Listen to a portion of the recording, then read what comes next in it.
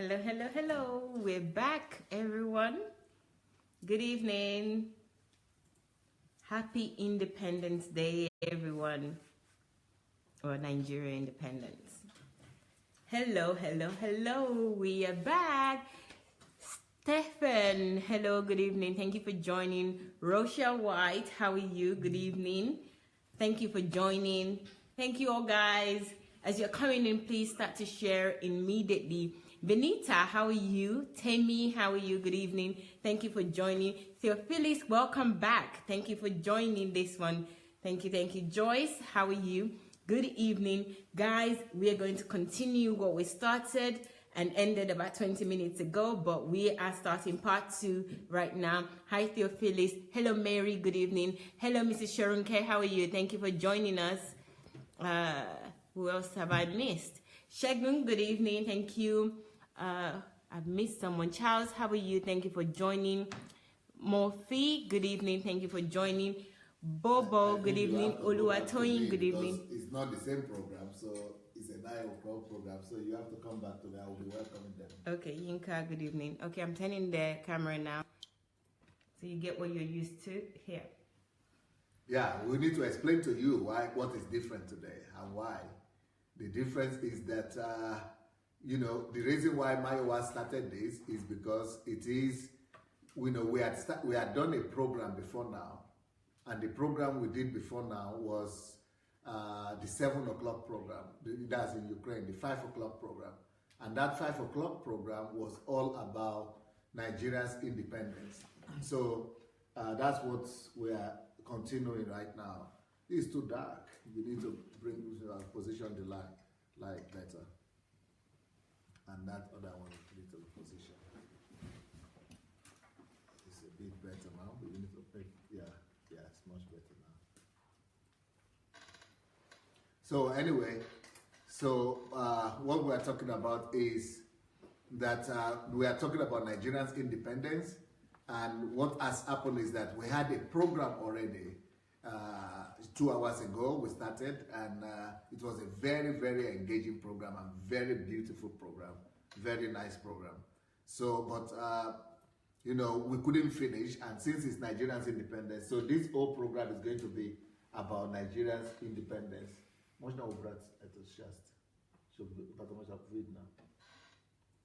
So it's going to be about Nigeria's independence.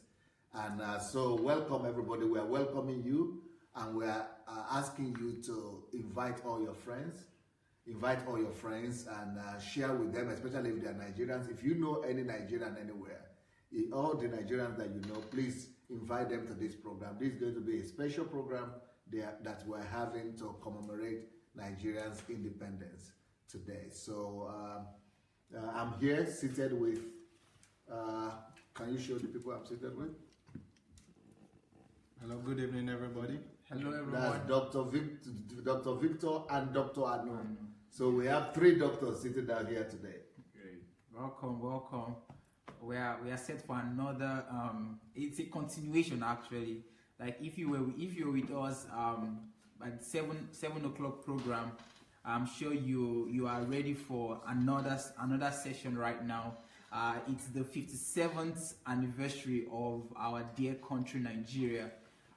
Many things to say, but I believe this is a platform where we're not just pointing accusing fingers on who is to blame and who is to be condemned, but we want to bring answers. We want to bring solutions. We don't want to just dwell on the problems, but we want to propose solutions that would actually create the Nigeria that we dream of. The goal and the vision, the dream is to make Nigeria the greatest country in the world. And that's the reason why Dr. Sunday Adelaja has written the book about how Nigeria can become the greatest country in the world. And he didn't just write that book alone. He also wrote the book about how the Nigerian economy can overcome the Americans' economy. And other books that actually are geared towards bringing Nigeria to that place where we all actually dream of. But this is not just talking about some theoretical stuff, but these are books that are highly practical in its essence. And the goal is that if every Nigerian would get a hold of this book, we believe that Nigeria will become that nation that we dream of. So you're welcome, and we're really in for a wonderful time. So invite your friends, tag people. You know, the deal is to tag at least 5 people, but today you can tag even more people, because 100 people. You can tag as many as possible. Tag everyone possible, because we want to talk about Nigeria, and we want to really voice out our beliefs, and not just our beliefs, but what our knowledge of as to what can actually produce the Nigeria that we actually dream of. So why not go ahead right now, share this video with someone, share with all of your Nigerian friends, Christians, Muslims, atheists, agnostics, wherever they're from.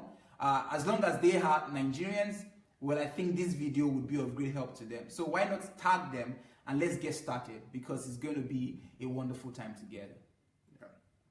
You see, one of the reasons why you have to tag them now and share this message is because the problem has always been the narrative. The narrative has been the same for as long as you can remember it. Every November, every October, they say, oh, Nigeria shall be great again. We have, let us pray. So, you know, all those narratives, and they have not really changed anything.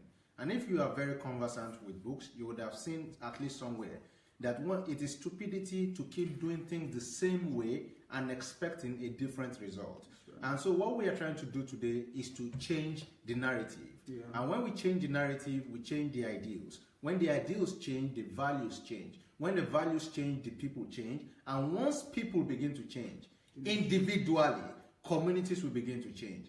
And when communities on their own begin to change, the state will change. And once states start to function, then you will see that our nation will change. But it all boils down to narratives. Narratives that have built value systems in us. And today you will be seeing, and you will really enjoy it. You will learn quite a lot. Your eyes will be open to so many things you've not seen. Yeah. Aspects, I mean, the ways you've not seen it. But let me tell you, let me warn you, this is going to be very dangerous. So get set.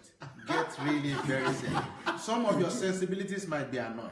I mean, for some of you... Sense of sensibility. Yeah, sense of sensibilities may be annoyed. For some of you may want to be closed. Try your best to be as open and receive what is... I mean, receive it, process it, listen. Listen. These are things that you probably have never heard, or has not been talked of in this way, or things that you've not majored on. You know, it's a very big sin to major on the minor and minor on the major. Yeah. It may be the major that you've been minoring on, but today it will be revealed to you in clearer terms. So tonight is going to be explosive. It's going to be dangerous. But here's what we want to do. We want to change the narrative. Yes, today we are already changing the narrative. And one of the things we are doing to change the narratives already is that we are saying, and what I'm saying is that normally, how do I know, I've been seeing this all over, what do people do during Nigerian independence? Everybody is people are celebrating, people are partying, people are having a good time and just enjoying themselves, say, oh, we're going to relax today, we are going to party today. And that's what a lot of people do on Independence Day. So by doing what we are doing to prefer concrete solutions, practical solutions, that is already changing the narrative. Right. Then another thing that people do is that they go into discussions like this on television and just argue and just everybody just abuse each other and everybody just talk all kind of stuff. But we are focusing on alternatives, on bringing lasting solutions that, you know, we'll talk about the future of the country. And in the first part of the program that we had, if you are not there, we were talking about the fact that I personally believe that restructuring is not the answer. But we already made the case why restructuring is not the answer for Nigeria. Because restructuring will lead to war, restructuring will lead to conflict, it will lead to civil strife, it will lead to all kinds of things. But you don't need to go back to that right now because we already made that point. So if you missed that part, please go back to Nigeria. Go back to the first part. We had the first part of this. It's the same title. The first part. You can go back to it and later on read it. But also, I want to share with you the good news that we had to, it's a good news at least to some extent. If you are coming from Nigeria, you understand what I mean. That right now as we are here, maybe it's still going on, maybe it's finished, there is Independence Thanksgiving anniversary that is being done in Nigeria. So at the same time, when we were doing the first part of this video, the Nigerian society, the Nigerian government, all the previous presidents were present, and the vice president, and all the government of Nigeria present, and they were talking and discussing about, like, you know, giving Thanksgiving. They always do that Thanksgiving service or Thanksgiving meeting to celebrate Nigerians' independence. After the stadium, they come and do that. So on today is Sunday, so they are all gathered there, and they invited one older gentleman, older clergy, to talk about today's Nigerians' independence. And that person was saying, so they said, so a pastor is preaching now at the Nigerian Independence Thanksgiving service and referring to Pastor Sunday Adelaja. And this person is screaming and saying, wow, that all the presidents are sitting, all the vice presidents, all the government, all the ministers are sitting, and the man is talking about the 4 questions that Pastor Sunday Adelaja said must be resolved, the 4 issues that must be changed and eradicated for any country to experience civilization and development. You know, you people probably know that, you know where that is coming from. That is coming from DSA's thoughts. And that's just one thought. I'm going to have that every week, DSA's thoughts. Then my DSA's philosophy is only one that has been released. And we are going to have a new philosophy released every week. Then apart from that, I think I could use today to talk about another project that we are getting ready. We are getting ready to release. That project is going to be just on how to develop a nation, how to bring about civilization, how to bring about growth, and how to bring about renaissance in nations. And that is just going to be about principles of national growth and civilization. Principles of national transformation. That's what that is all going to be about. Then we're going to have another program which is just going to be about value systems. So all these things are targeted to grow nations, and especially the nations of Africa. So even if you are not from Nigeria today, even though we are celebrating Nigeria independence, and you are not from Nigeria, but the principles that we are going to be talking about are applicable. Like, for example, I only released one thought. And this man is using it to preach for Nigeria independence. But that's a good news, because I never even thought anybody is hearing me. And, you know, I'm just doing my own. So sometimes when you are doing your own best in your own little corner, you might think that nobody is hearing you or seeing you or even noticing you, but just do your own and leave the rest to God. Right. So now, so this person is saying, I don't know the name of the person who is speaking, but the person said, I will read 4 questions that Pastor Sunday Adelaja asked that must be resolved for a country to go forward. And then after he referred to you, then he referred to Obasanjo and all the other people. But your principles are the ones, you see, that is very clear, that it is the principles of national growth that we lack. So we was able to refer to other people, but the principles, not just saying of people, but what are the principles it takes to grow a nation? And that is what I'm known for. I'm known as a national transformation strategist. That is what I do best. That's what God has used me to do in Ukraine. So that is what we're going to be talking about today. I said that what Nigeria needs is not restructuring, but it is restructuring of our mind. It is the change in our value systems. We need to change the value system of our nation. It doesn't matter if we break the nation down and say, okay, the Yorubas go this side, the Igbos go this side, but the same people remain with the corrupted value systems, with the faulty value systems. So if you are having a faulty value system that you are having today, that who are the people ruling the Yorubas today? They themselves. Who are the people ruling the Igbos today? Igbo people. But why is it that they are not bringing about progress? Because of the faulty value system. So if you get a national boundary and you put a name to your boundary, and it still is the same people with the same value system, what will change? Nothing will change. It will only get worse. The same thing, it doesn't matter whatever you call your geographical something. If the content of the man is not changed, if the content of the people is not replaced, Those are the things that are called value systems. If those values are not replaced, they are not capable of producing new actions or fresh actions. Fresh actions or new actions that lead to growth and development is only as a result of renewed values. And that's why Jesus was saying, it is not what a man eats, what goes into a man that corrupts a man. It is what comes out of the man. It is all about value system. It is the content of the heart of a man that must be changed. But Nigeria is not paying attention to that. They think that if we restructure the country and everybody will manage their resources, then the country will grow. And but we have already argued that. But what I want us to talk about today, right now, is that there are 3 topics I have in this whole session. And later on, we are going to allow you people to call in and contribute. Anybody that wants to call in later. But I have another person who is going to join our discussion. And this person is a doctor as well. So we have doctors. 2 doctors here, 3 doctors here. Then another doctor is going to join us. He was with us at 7 o'clock, at the 5 o'clock program. And, he has wonderful ideas. This man alone is having an idea in 3 years how to provide 10 million jobs for Nigerians. 10 million jobs, and $50 billion income revenue every year. 50 billion revenue from just one idea, and he has many more ideas.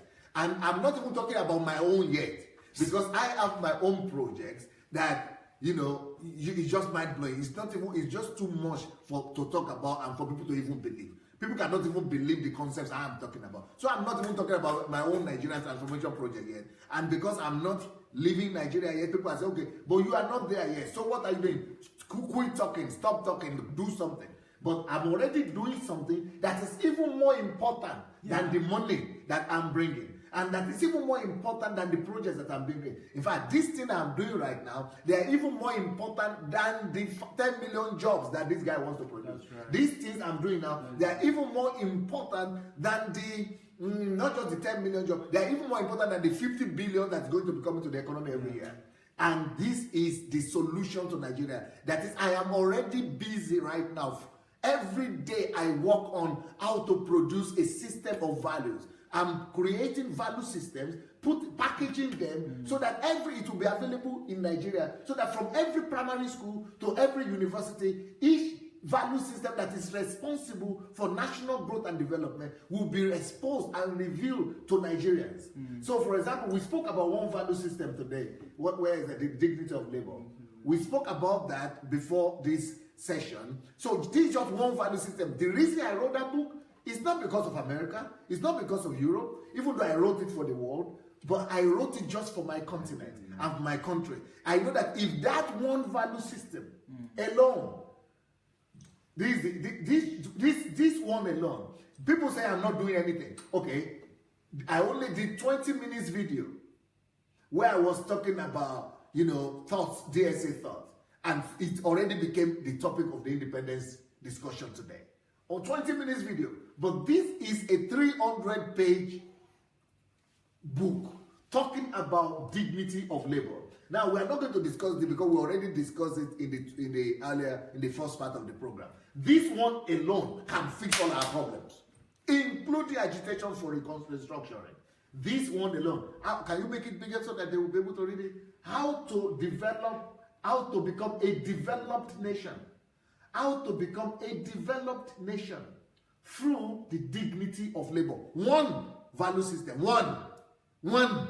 So what I'm busy doing right now is not that I'm wasting time. People think I'm not there. Oh, you are not there. You are not doing anything. Stop talking. But just by contributing and packaging what a value system means, and each value system and how we go harness this value system, and how we could, work with it and make it, to penetrate every facet of society, and how it will lead to our national growth. This one alone will live for generations. If this culture alone could be, developed in our people, it will change our land. So this is just one. So today I am going to show all the value system books that I've written. The books that will change, and each one of them can change Nigeria. But they are all based on value system, values. And that those ones, they are even more important than money. Now, let's go back to the 5 books.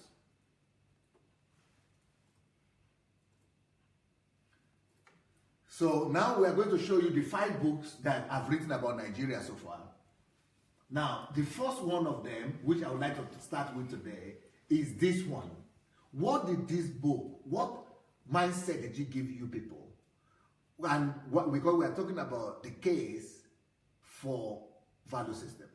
And everybody believes in Nigeria that our problem, number one problem, can we make that bigger a little so that I focus on it? Our number one problem is leadership. But after reading this book, what is your conclusion? And tell them why you now have that stance, or both of you, that value system is the way to go. Not restructuring, not be talking about one leader. We have bad leaders, we have bad leaders. But we've had good leaders. If you read that book, you will see that we've had good leaders. So what do people will say about that book alone? Because they think I've not contributed anything.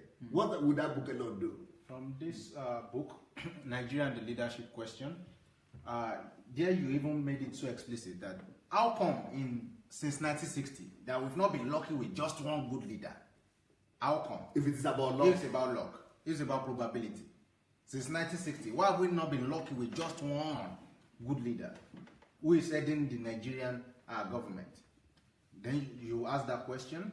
Then you ask also the question of 3 things. You broke the leadership question to 3 things. You broke it down to government, institutions, and people. That was when you got to people. You said, hey, this is where the leadership question arises, the quality of the people. And this was where you emphasized on value system, that whatever value system builds up that is in these people, imbibes them, is what will determine the type of leadership that will exist. Because like you said during the 7 o'clock program again, none of the leaders we have in Nigeria was imported. They were brought out of the people. And you used an explanation of Port, that if bad leaders were to be bad eggs, and black balls, and good leaders were white ones, and we just dip our hands to pick out something, we will pick out of what is in the content of the pot. So the pot represent Nigeria, those balls represent the people. So if the value system of the people makes them black, every time we put our hands into the pot to select a leader, it will always be the content of the pot. And that's why we are always picking black ones. And you also emphasize that even if we moved on to build good institutions, then you talked about how it is the value system of people that sustains institutions. Awolowo did it. Yeah. Was it sustainable? Go continue. He built institutions. It worked because he had a good value system. But when people while he was there, worked. But when people like after he left, after he left, what happened? Everything started crumbling because the people's value systems were not there. They were not changed. It's also been proven in Zimbabwe when those guys collected land from the white guys. They could not maintain it. The institution was there, the land system, but the people with the values to manage the institution, they are not there. And we were thinking, the problem Nigeria made is that they think that it is education. That if we could just get our people educated, that if we get educated people, that they were the ones to sustain it. That was the problem Awolowo had. Yeah. Because it gave people education, he didn't know that education will only make people to be more sophisticatedly corrupt. Without right values. Without right values. It is not education that brings about development, but values. And the truth is that these values are never taught in school. The most important things in life are never taught in school. In fact, to do business successfully, you can never learn that in school.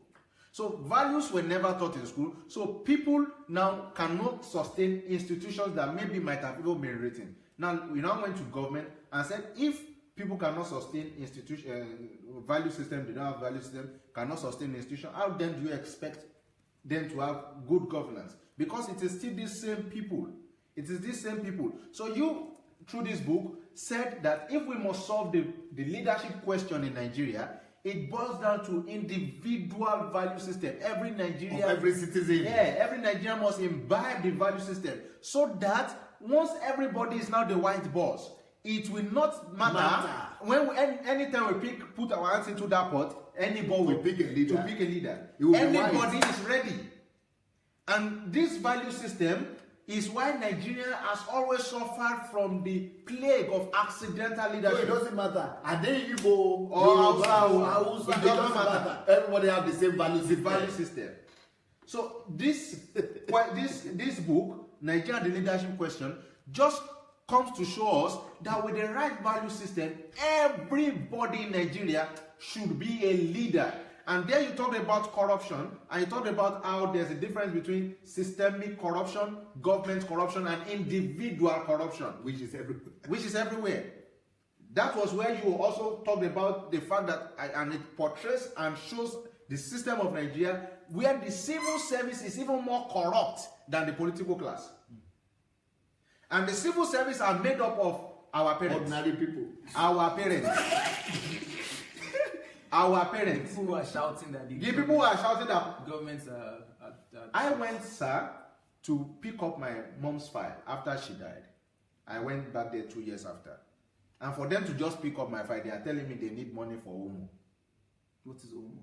Soap, detergents that they used to wash their hand. This is meant to be someone's job who is receiving salary for, but still wants to extort me. And when you complain to the one that is the boss, he say, that's how they are doing it here. And these are people's parents. And they are complaining that government is corrupt. But actually, everybody is corrupt. Who is government? What is government? Because when they mention government, what comes to the mind of an average Nigerian is Buhari. But Buhari is not government. Or the governor. Yeah. Because government, why is government always in continuum? Because it is these parastatals, institutions, headed by your parents and my parents, that make up government. That's why permanent secretaries, directors, they are the government. But they are not even the most corrupt. The most corrupt are the ordinary Nigerians every day. We are going there. We are going there. So now we've done institution to know that it is even the ordinary one of us that are our parents that are in those institutions. Now let us go to the ones that are not now even in power. Do you know today, sir, and my listeners, that in Ukraine they had economic crisis, currency crisis. Now their money was depleted in 400%. I mean bold to tell you that before inflation rose to 100%, it took a space of 2 years. What I'm saying is that the things they were selling for 20 hryvnia before, it is now that is just reaching 40 hryvnia. Even though their currency had fallen from 8 4 times to 20 is 25.26 now. 4 times. Now try it in Nigeria. Increase petrol by 10 naira. Let's see how much. By how much? Transportation will increase. So for every 3% increase or problem with currency, there's a disproportionate inflation because of the corrupt mindset of the average Nigerian who wants to take advantage of situations, and that is a very unpatriotic move that is fueled and that's by why corruption. Value systems must be changed. So what happened to you when you read the book? You know, Pastor, you said something earlier, and I've seen those comments by people saying that you should not talk because you're not on ground, and because they've not seen anything that you're doing. But for me, I believe strongly that the greatest project that can be done is in the minds of people. Because if you can really help the minds of people to grasp these value systems we're talking about, there's a Yoruba saying that says that the child that you don't train would sell the house that you built. And why did Yoruba make that adage? It is because they understand that building structures or doing peripheral things without training a mind would be futile, because that what would kill sustainability. But that is exactly this adage we had But the problem with that adage is that we train people, we think we are thinking about Education. So, okay, like a father, like Awolowo, built the western kind of part of Nigeria, but when the children rose up, they still sold that house and they depleted the whole region, but they were trained, they were educated. Yes. But it is not education that sustains the house that you have built or the nation that you have built. It is something else, which my country is not talking about, which is what? Value system. Value system. You know, talking about value system, that the lack of the right values has actually crippled the nation of Nigeria that we have today. You know, because reading this book, Nigeria and the Leadership Question, most Nigerians, we are so quick, we are so fast to cast the blame or to cast the stones on leaders, and I'm talking about governmental leaders, but not realizing that what we really need in Nigeria is for every citizen, for every individual to actually imbibe the right values. Because if every individual imbibe the right values, then we can be sure that if you're not functioning in the right values that we actually have collectively imbibed, I can easily confront you and tell you that this is not how we function. Because what we have in Nigeria is somebody is doing something bad. You recognize it's bad, but you cannot confront the person. No, you will ask for your own share. But you would not ask for your share because you say, so instead of, for example, you're doing something bad, and I recognize you're doing something bad, instead of me to correct you and to tell you that this is not the right value, what I now do is that, okay, since I am not the one doing it, but you are doing it, so how can I benefit from your wrongdoing? So it has now changed the nomenclature from Commonwealth to national cake. Yeah. The reason why that mentality is because there is no correct value system. So, for example, even that pot that we are talking about, we have that pot, bring the big cup. Yes. Okay, let's say here in this cup is full of white substance and balls. There are balls inside. Yeah. Now, the ball, let's say it's full of black substance. So any let's say there are 100 balls here, small balls. So because it's the substance that is inside there is black, every one of them that I will pick will be black. Because that is the content, that is the substance, that is the content of that's like a country. So this cup is a country. Yeah. A country with corrupt and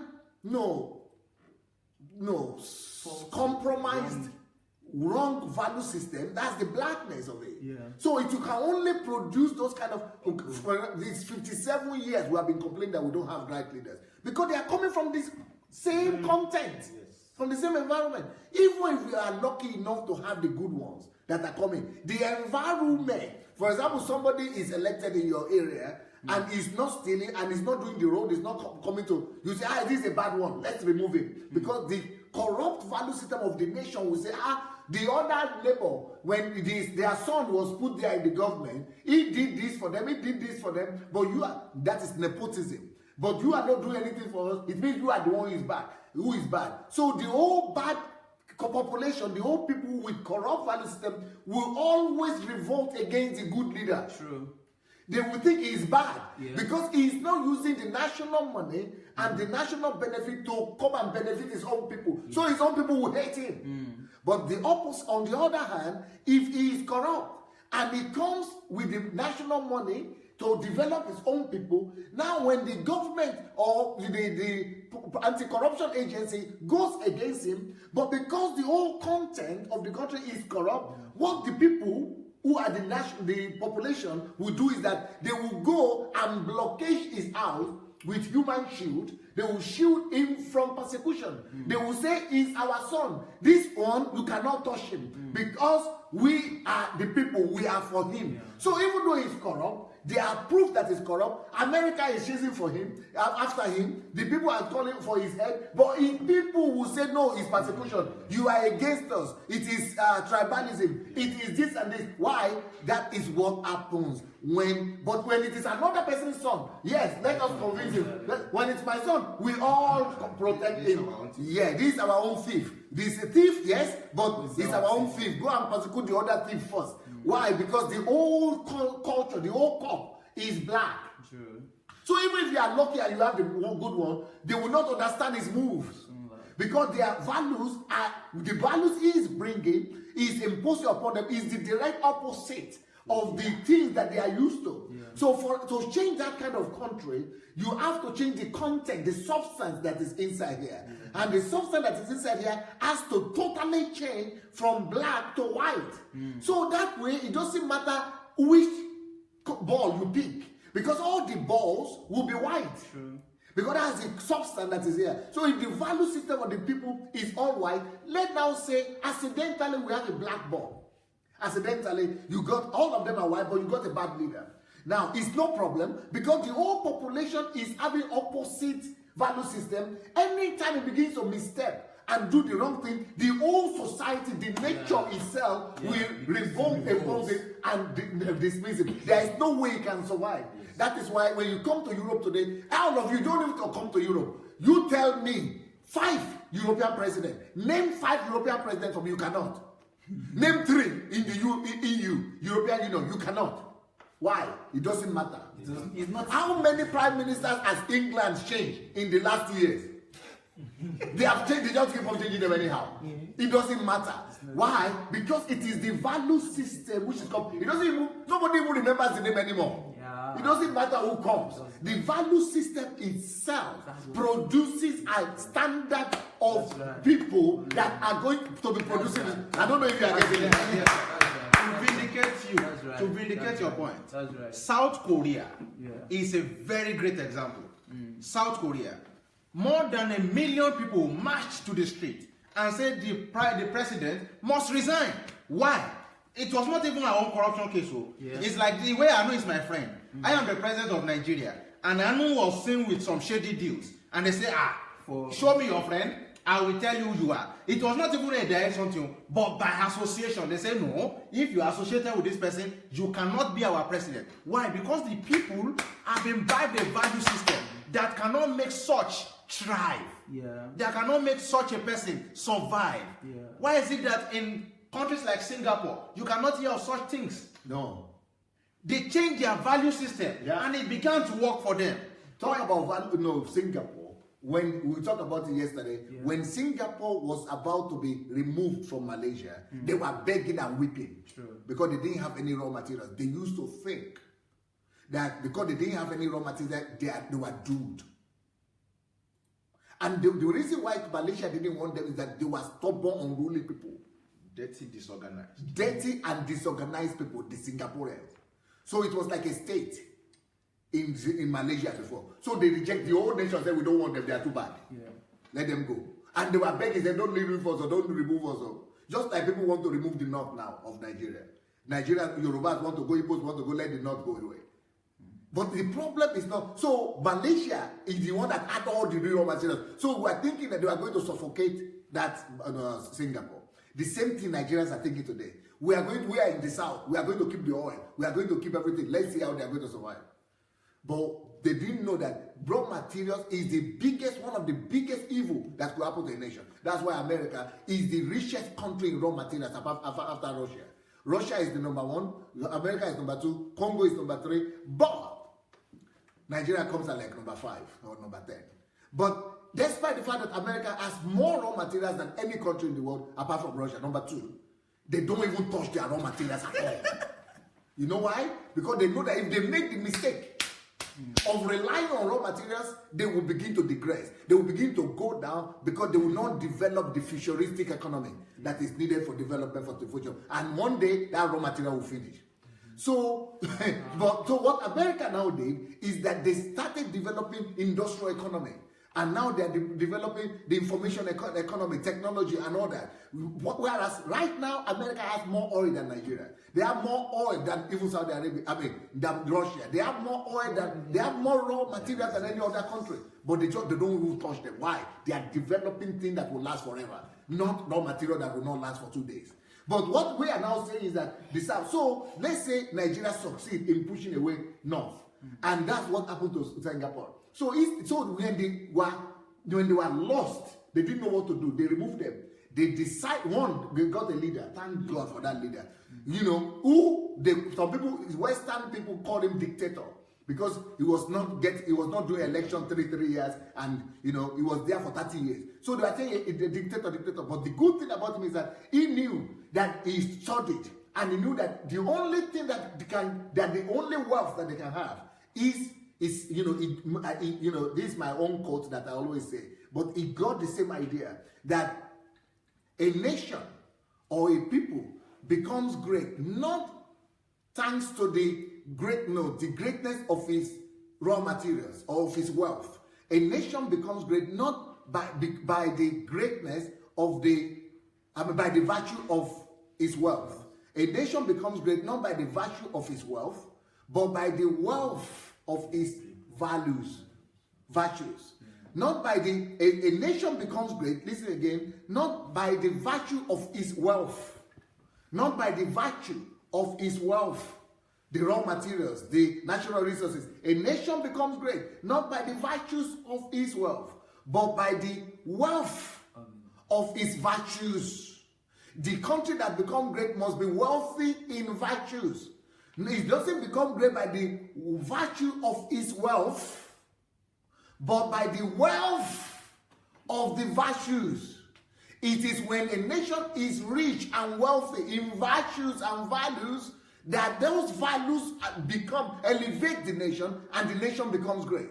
But whenever a nation begins to rely on the virtue of its wealth, on its wealth, raw materials, the wealth will come to an end.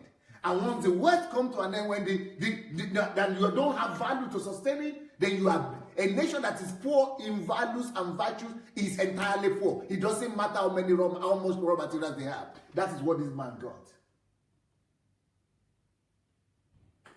And started imposing discipline, and started legalizing values on the level of law. It started, for example, if you throw a trash down like this, just like paper like this in the street, it's $300. So by the time they began to collect $300, they had enough money to build a city. If you defecate, if you use toilet, because they were known as the most undisciplined and unruly people. So the man started ordering and legislating values. So if you just go and smoke and put the smoke down, $100. The butt of the cigarette down, $100. So money started coming in. Then if you use your car and you didn't stop at something, $500. So if you cross the red light, not green, but when it's yellow or something, you pay $50. So, or you go to jail. In fact, anything so that's how money, they didn't have money, that's how money started coming. And now, the per capita income of that country is higher than America. Yes. What value system does. So later on, by the time you discover it, all the nations in Asia began to discover that, because if you steal, you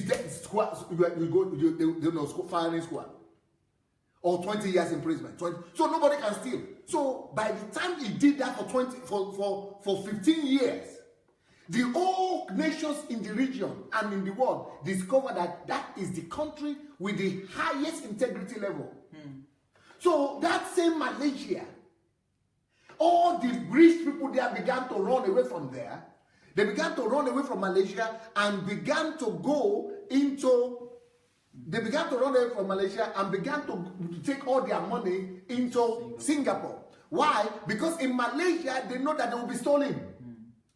The money will be stolen in Malaysia, and the money will be stolen in Thailand, and the money will be stolen in the Philippines, and all those people started stealing all the money of their country and taking them to Singapore. Because they will be safe in Singapore, nobody will steal them. And all the most successful business people started running away from the rich countries and started moving to Singapore to ask for their citizenship. By the time you know it, Singapore has become the richest country in the environment, in the surrounding. Why? Money will always go from nations that are rich in raw materials but are poor in virtues. True. And the money will always transfer itself. It will always go from those nations into the nation that don't have any raw materials but are rich in virtues and values. Right. So that is what happened in Singapore also, and that is what happened in Switzerland. Everybody that has money in this world is dreaming of taking that money to Swiss bank. Why? Because they know it is reputed. It is reputation. It is the value and the worth of honesty.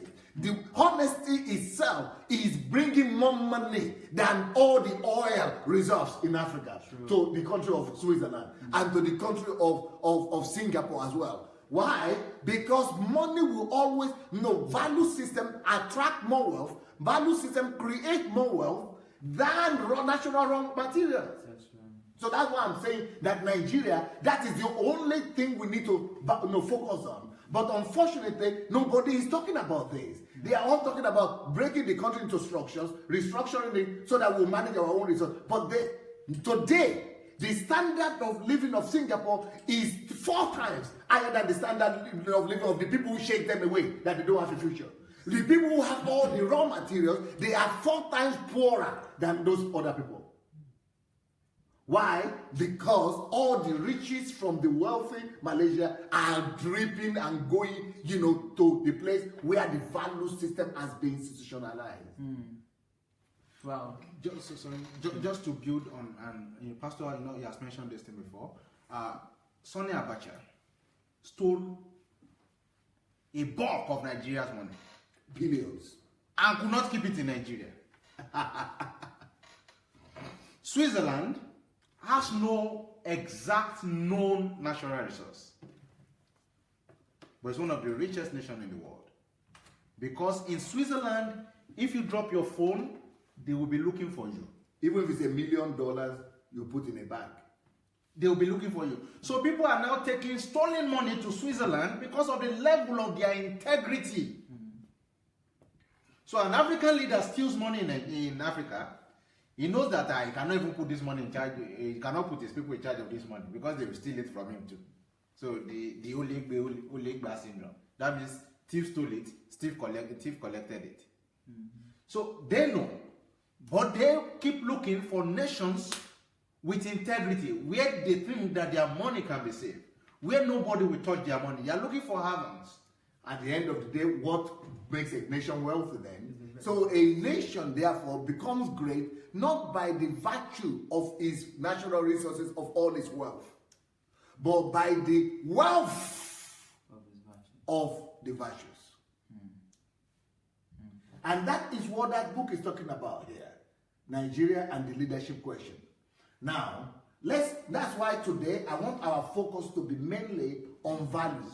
So what are the value systems that I propose for Nigeria? I already showed you one, which is how to develop a nation through dignity of labor. Again, you want to make a short point about dignity of labor. How can dignity of labor alone develop Nigeria? You see, talking about dignity of labor. Show the book. Yeah. Dignity of labor, it emphasizes that for every labor, for every work, no matter how every work is prestigious. It's prestigious. Not just doctor, not engineer, just doctor, lawyer at all. Not just doctor, not just engineer, not just the white collar jobs. Green.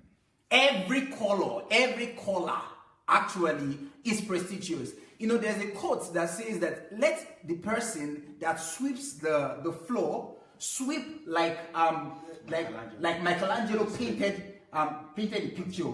What is the idea? The idea is that in whatever job, whatever place you find yourself, you do it and You do it with all of your heart. You're so diligent, and people around also must respect you for what you're doing in such a way that you would be proud doing what you're doing, and you would do it with all of your strength, and it will even help your innovative mind. Because one thing that kills innovation is that there is no dignity of labor. They're not appreciated. But if the person is sweeping, the person that sweeps your compound is respected. So when somebody said, I'm not on ground, I'm not doing anything, what will you say knowing about this book that I've written? The person is totally oblivious to the truth. The person doesn't know that this is actually the main deal. Not just even coming to not even start anything. If this is imbibed in our code, in our system, in our DNA, from primary school to university. Just this week, I saw the story of a woman who has 7 children, and what she does is she roasts yam. They call it dundu and boli. She roasts yam, and she was saying, from this my business, I have trained 5 of my 7 children through university.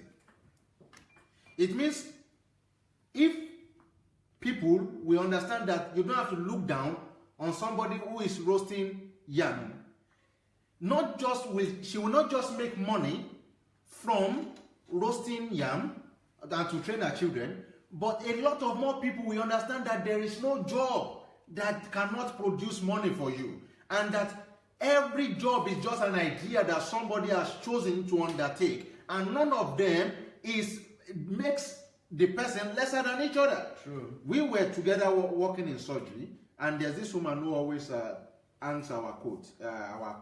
Yeah. You see how the doctors respect her, even though she is not a doctor, she's not even learned. But that place is seen as a department. Yeah.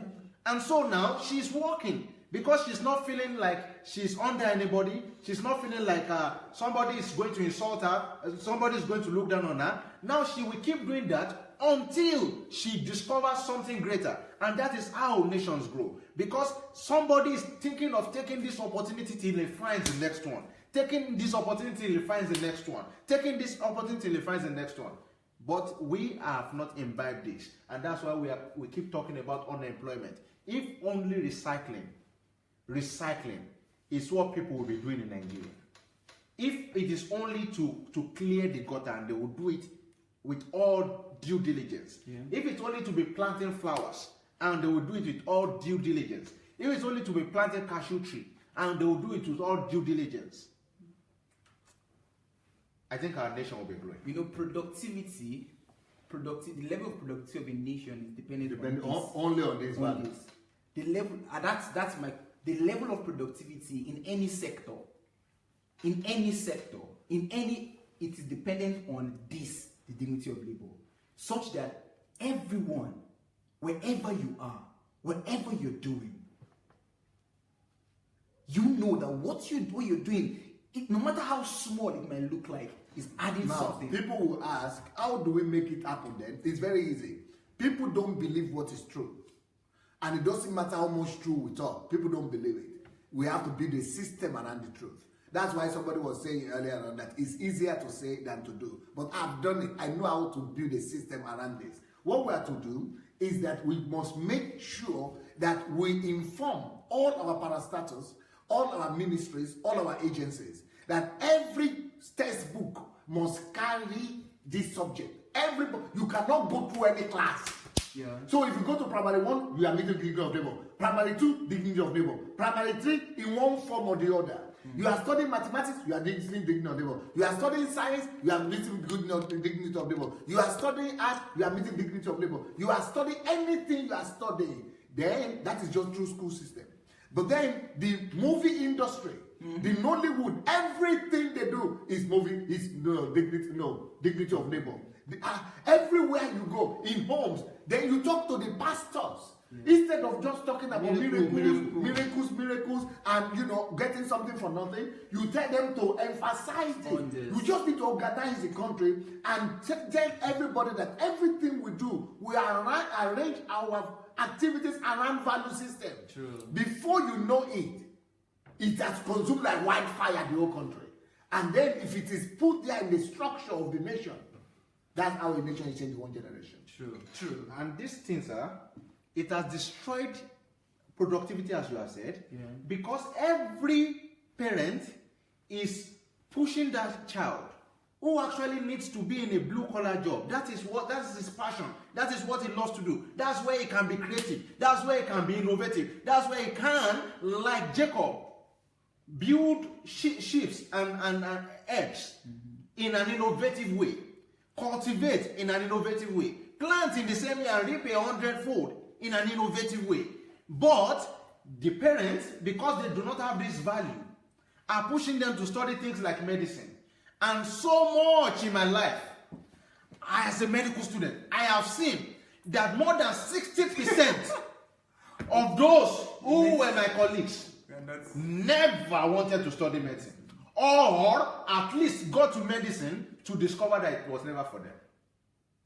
60%. 60%. Sometimes I won't As an 8-year-old guy, sir, as an 8-year-old boy, I've always wanted to be a psychiatrist. So when people say, why are you a psychiatrist? I say, I'm just fulfilling the wish of the 8-year-old me. But when I go to medicine, I now discovered how useless I would have been if I was just going for body medicine. It never caught my fancy. It never pushed me one day. Anhedonia, lack of finding pleasure in what otherwise should be pleasurable. And when people are doing what is not what they want to do, they will never do more than. In your book, Money Will Not Make You Rich, you were saying people should give service more than what they are paid for. Yeah. But how can someone give service more than what if he doesn't find pleasure in doing what he's doing? And he's not respected, because that's the idea. He's not respected, he's not dignified. And he's not giving his Yes, so he cannot go to where he should be because there's no dignity to it. Yeah. In Nigeria today, if you are not a doctor, you are not an engineer, you are not a banker, you are not a lawyer, then who are you? But we in Nigeria are expecting that can you change the next thing? That will come automatically. But it doesn't come automatically. We must, institutionally, we must institutionalize this thing. No, the next set of books. We must institutionalize by intentionally inculcating the values. Now we are going to, so what I've been doing, people think I'm not doing anything in Ukraine. But what I've been doing is that I've been busy introducing and writing books in a structured way. At least there will be material. At least by the time I begin to propose something, there is something I could refer them to. This is it. Just take this alone and apply it. But when there is nothing to refer to, that's what I'm doing right now. So my time here, because by the time I get to Nigeria, I might not have time to be writing all these books. But these are principles that have been packaged. Now there will be something that we could follow. There are other value systems that will lead to productivity and lead to growth and lead to greatness in Nigeria. For example, this book here, The Nigerian Economy, The Way Forward, is how Nigeria could become the top country in the world without oil. These are ideas of how Nigeria economy can just become the top economy, the top 10 economy in the world without oil. But that is a book. It is already there. Now, how many of you read this book? Yeah.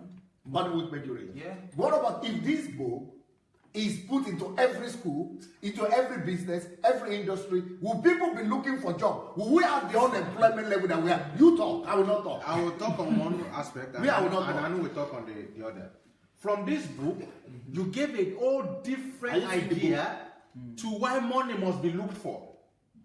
Because now, when I'm reading this book and I'm trying to make money, it's not for egocentrism.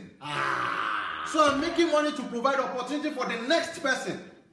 The purpose of wealth. Yeah, you emphasized it. So if in Nigeria, it's not the egocentrism that is killing Nigeria. Exactly. Now. Even this restructuring and something. Yeah, it's egocentrism. Because imagine the number of people who have money in Nigeria. Imagine they were making money with the concept of what money won't make you rich. If the value system had been there before money, yes. That is why money could be a dangerous possession for you. Yes. If you get money without the right value system coming in before you get money, that money becomes a destructive force. Yes. Not just to other people, but to you and to your next generation. That is why this is how to make money. This is how to become a millionaire. Yes. But becoming a millionaire, having the right value systems. Because one of the answers I got from this book is that when I'm making money, I'm thinking of how to solve a need with that money. So that need is what is pushing me to make more.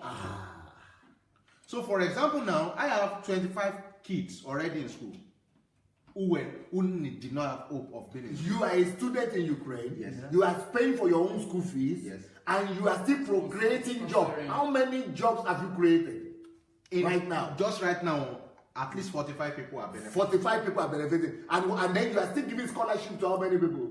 25 already, and we are still moving more. Being a student, Yeah. because of principles, True. value system. Yes. What about if every student like that, not even in Nigeria, but every student abroad, have read this book, have imbibed those value system, and everybody is creating jobs for 20 more people, Yes. and everybody is sponsoring another 25 people. Everyone. We would have just moved, and that is where we are saying don't wait for government, and this is a value system of it is people who create wealth for the nation. True. Because just from this, I am now thinking every moment I'm trying to make money is already being partitioned into parts. And who knows?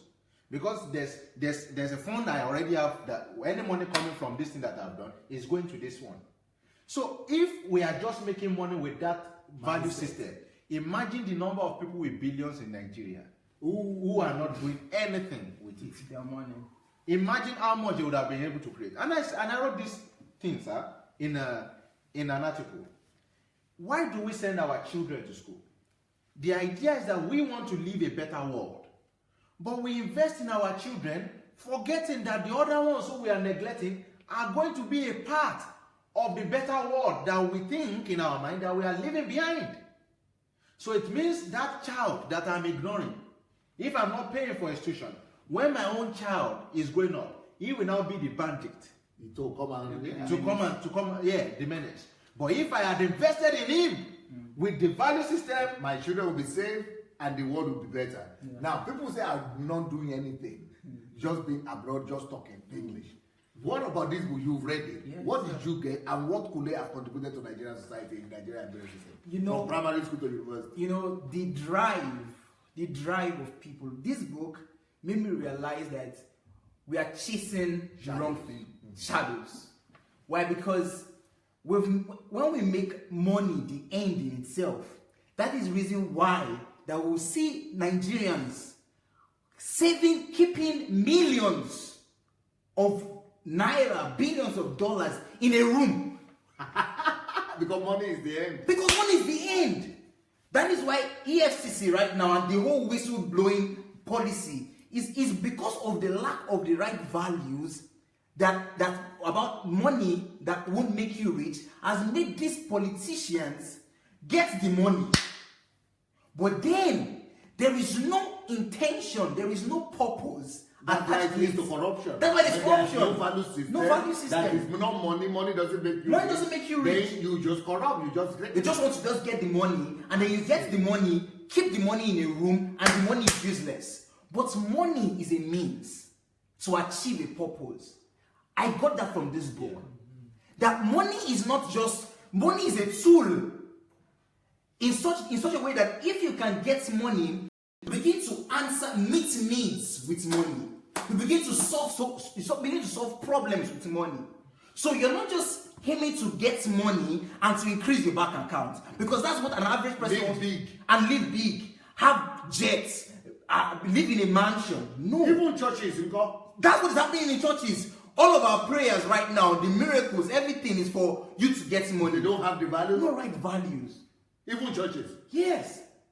That's what is happening right now. That's why we're having richest churches now. We have a lot of rich churches, but there is no impact, even with the wealth of these churches. But one thing again I got from this book, Money Won't Make You Rich, is that it reveals to anyone that opens this book the difference between wealth and riches and money. Why? Because many people are chasing what is outside, neglecting what they have inside. Many people are looking for money in the wrong places. People have not come to realize the difference between wealth and riches. One is a source, the other is a resource. One is where it is, money is gotten from wealth. Riches is a product of wealth. And God has so benevolent to deal to everyone what the wealth is. And so rather than chasing money, if you can begin to discover the wealth that you have, and one of the greatest wealth is value system. So that's what you got from this book. Yeah. What can they do to Nigeria if from primary school to university?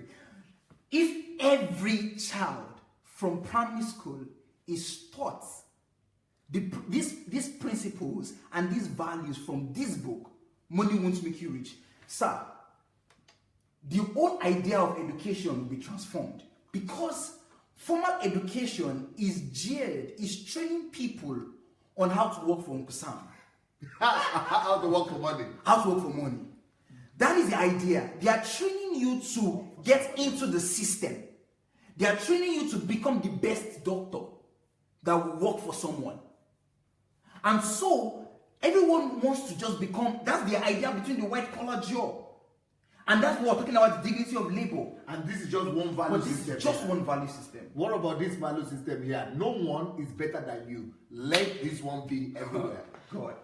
This will just cripple the whole idea of competition. And one talking about competition. What about breaking the country? And exactly. Why are the Igbos trying to come in? The Biafrans want to go because they think they are better. They are superior. Even the Yorubas, why do they want to go? They think they are superior. Yeah. No one is better than you. Because, the idea that's what I'm talking about, restructuring. This sect of people, they believe that based on what they read in history, Awolowo did something for us. And he has made us believe that the Yoruba race is superior than the Hausas, than the Igbos. So we want to have our own class. So to make us feel like we are more superior to another person. But that's a big lie. It's a lie. That's a big deception.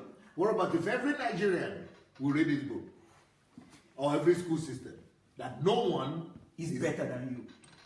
You begin to value yourself in a whole different.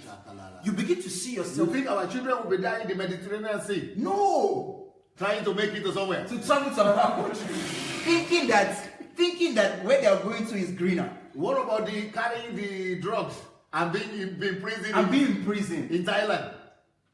They won't be doing that. Because no one is better than you, will show you, it will reveal to you your own true identity, your inherent ability. And then you will begin to see that you are better off in your country where all resources and you can do everything. And you can do everything just here.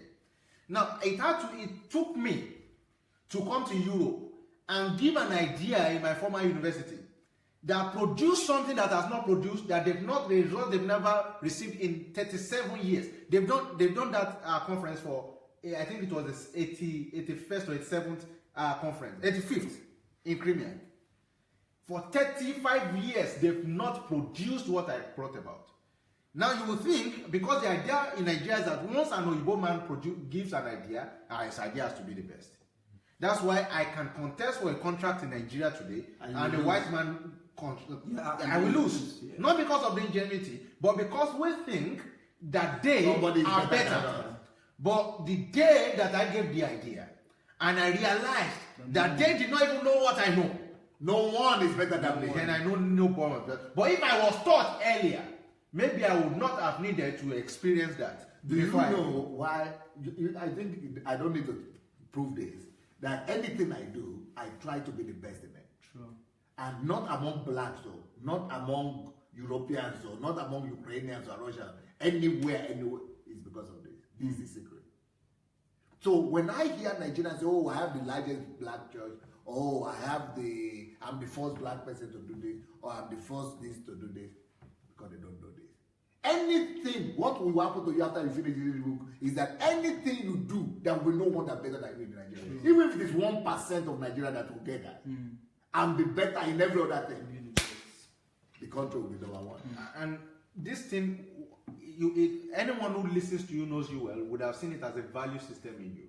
Because there was a time I was even listening to the principles we were bringing out from Genesis chapter 1. And I proceeded there. To do everything in a way that nobody else will come back and do it and it will be better. Yeah. The pastor says it like this. He says, when he wants to do something, he does it in a way that no one in the past has done it, no one in the present is doing it, and even when he's gone, no one will ever do it. No one will do it better. This just. Can you imagine every Nigerian thinking like that? So value system, just make this one a law, become part and parcel of every Nigerian. And this is what has happened. It will become revolution, technological revolution, economical breakthrough. In every sector.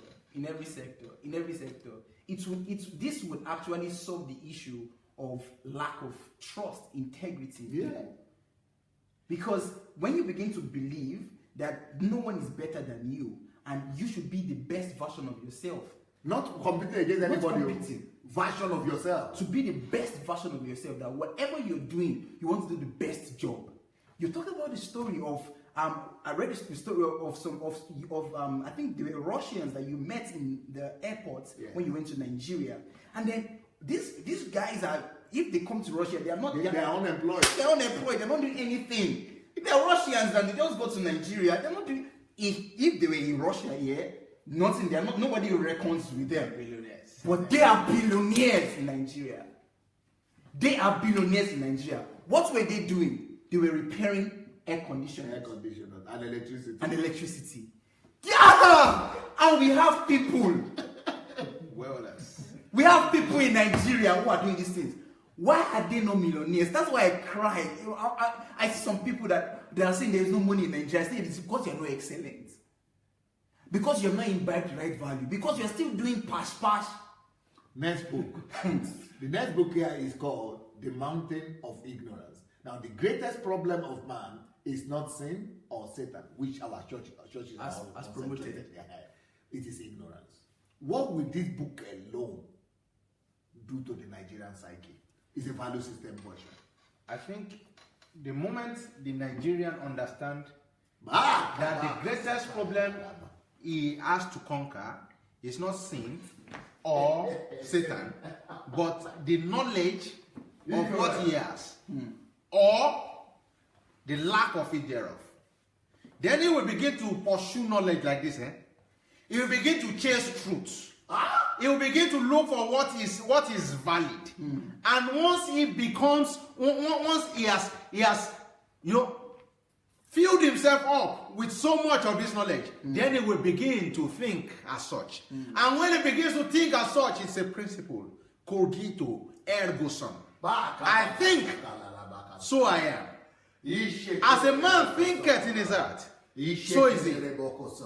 Guide your heart with all diligence. For out of it comes out the issues of life. But the average Nigerian does not know. He is busy chasing the illusion of Satan, the illusion of sin. Because the most important thing, even sin and Satan, knowledge deals with them. The greatest problem of man is ignorance. Is not sin or Satan. It is ignorance. What you know does not. And what are our churches promoting? They are promoting this first two: sin and Satan. Not knowledge. They are not even promoting knowledge. And my people what? Perish for lack of knowledge. Because of Satan? No, they don't. It's because of Satan now. No. No, it's because of sin. No. Do we need to change that psyche, that value system in my country or not? We need to. If that is changed alone, if that one alone is changed in Nigeria, we'll produce more. The kind of inventors. Because one thing that the mountain of ignorance actually deals with is because you see in Nigeria we are people. There's a saying that actually breaks my heart. That they said that if you want to hide anything from a black man, put it in a book. You put it in a book. If you want to hide anything from a black man, put in a book. That alone is shattering to my heart. Why?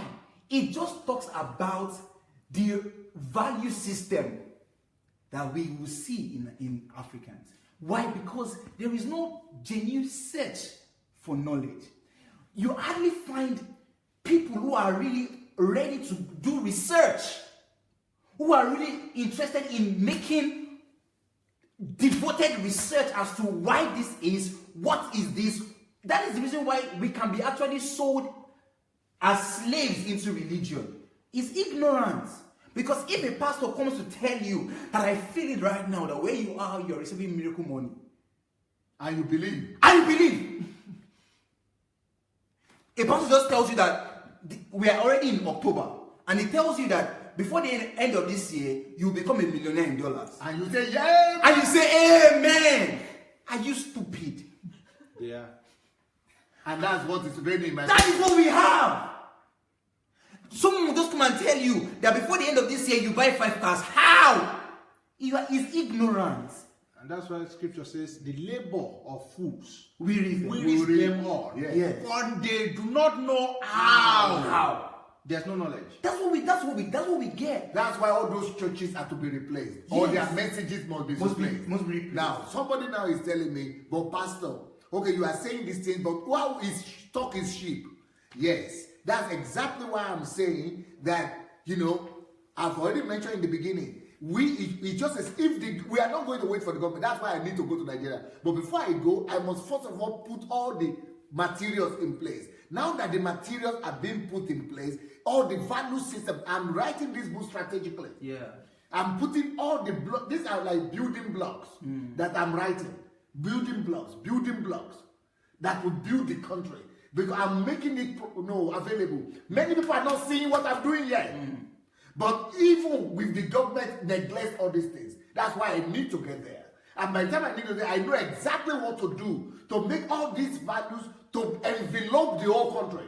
Yeah. By the time the whole country embrace these values, that's why I'm talking with so much confidence about Nigeria. Now, this book here, have you heard about it? What would this book, if this book, the content, the value system that is here, people say I'm not doing anything, I'm living abroad. I'm not contributing. What have you done? If every Nigerian, even 1% of what is in this book here, get to the mind of every school in Nigeria, or even 10% of Nigeria, you tell me about this book. Who am I and why am I here? What would that do to my country?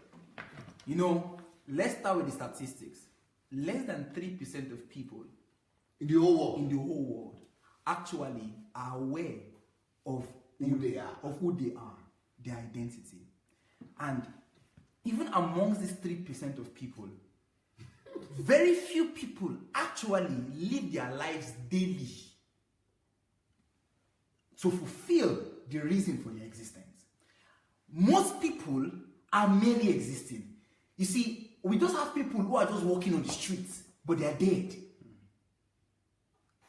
They're just walking there. Because all it takes to be alive is to discover who you are and why you are here. The moment you live in the ignorance of your identity and the reason for your existence, you are as good as a dead person. So what this book will do to the Nigerian populace, when this is taken as a value system, is that, and how practical is the book? What I love about this book is that in each of those chapters, there are practical steps, practical questions to answer. You can't read this book. Read it too. You can't read this book. No. You can't read this book. Let me share a testimony. And you can't read this book and not discover your purpose. You cannot read this book and your life is not on fire. So live every day of your life fulfilling purpose. You can't read this book. You said you have a testimony. You see, I've been in Ukraine. I was in Ukraine for close to 5 years. And I believed a lie that I can't do anything in Ukraine. Because there are no employments. There's no employments. No language. There's no language. Like they speak Russian. So I can't make I can't make money. But listen, when I discovered, after I read this book, and then I discovered my purpose. And what this book will do is that it will help you discover your purpose, help you discover your potentials and your gifts, and it will help you on how to harness it and why you can actually be who you've been created to do. Sir, in a month, I converted the knowledge of who I am and why I've been here, and I produced something with it. In a month, I just worked with some people, just 15, 16 people for 10 hours in a month, and I made close to $700. Sir, in Ukraine, I just worked with people for 10 hours. 10 hours. I discovered who I was, who I am. I discovered my purpose, and I galvanized myself. I produced everything into a product. And I said it to just 16 people. I didn't even go wide. I didn't even go wide. I didn't even announce it. Just 16 people, I told them that, listen, I have an answer to your problem. And I have it in a product. I worked. So what is now happening to all the army of graduates in Nigeria? You are still a student and you are doing this. Still a student. So what will happen to Nigeria universities? You see, when people graduate, I don't want graduates, undergraduates, because the issue even students, secondary school students. Hey. Sir, when people say there is no money in Nigeria and they cannot make money, I'm like, what is wrong with you? You are focusing on the wrong thing. Wrong thing. Values. It's not money you're meant to look for. Values. As a matter of fact, sir, this money I made, I was not even looking for money. Because I wasn't looking for money. Because even if it's based on the value I offered, say I'm mentioning 700, it's too small. But I discovered that the whole idea from this book is that you're here on an assignment. See, listen. I tell people that you didn't show up on earth by happenstance. You didn't come on earth by mistake. There is a reason for you being here on earth. As a matter of fact, God actually packaged you. He custom made you to be an answer to some problems here. As a matter of fact, you showed up as a solution to a problem. So listen, you are the answer to the cries of some people somewhere around you.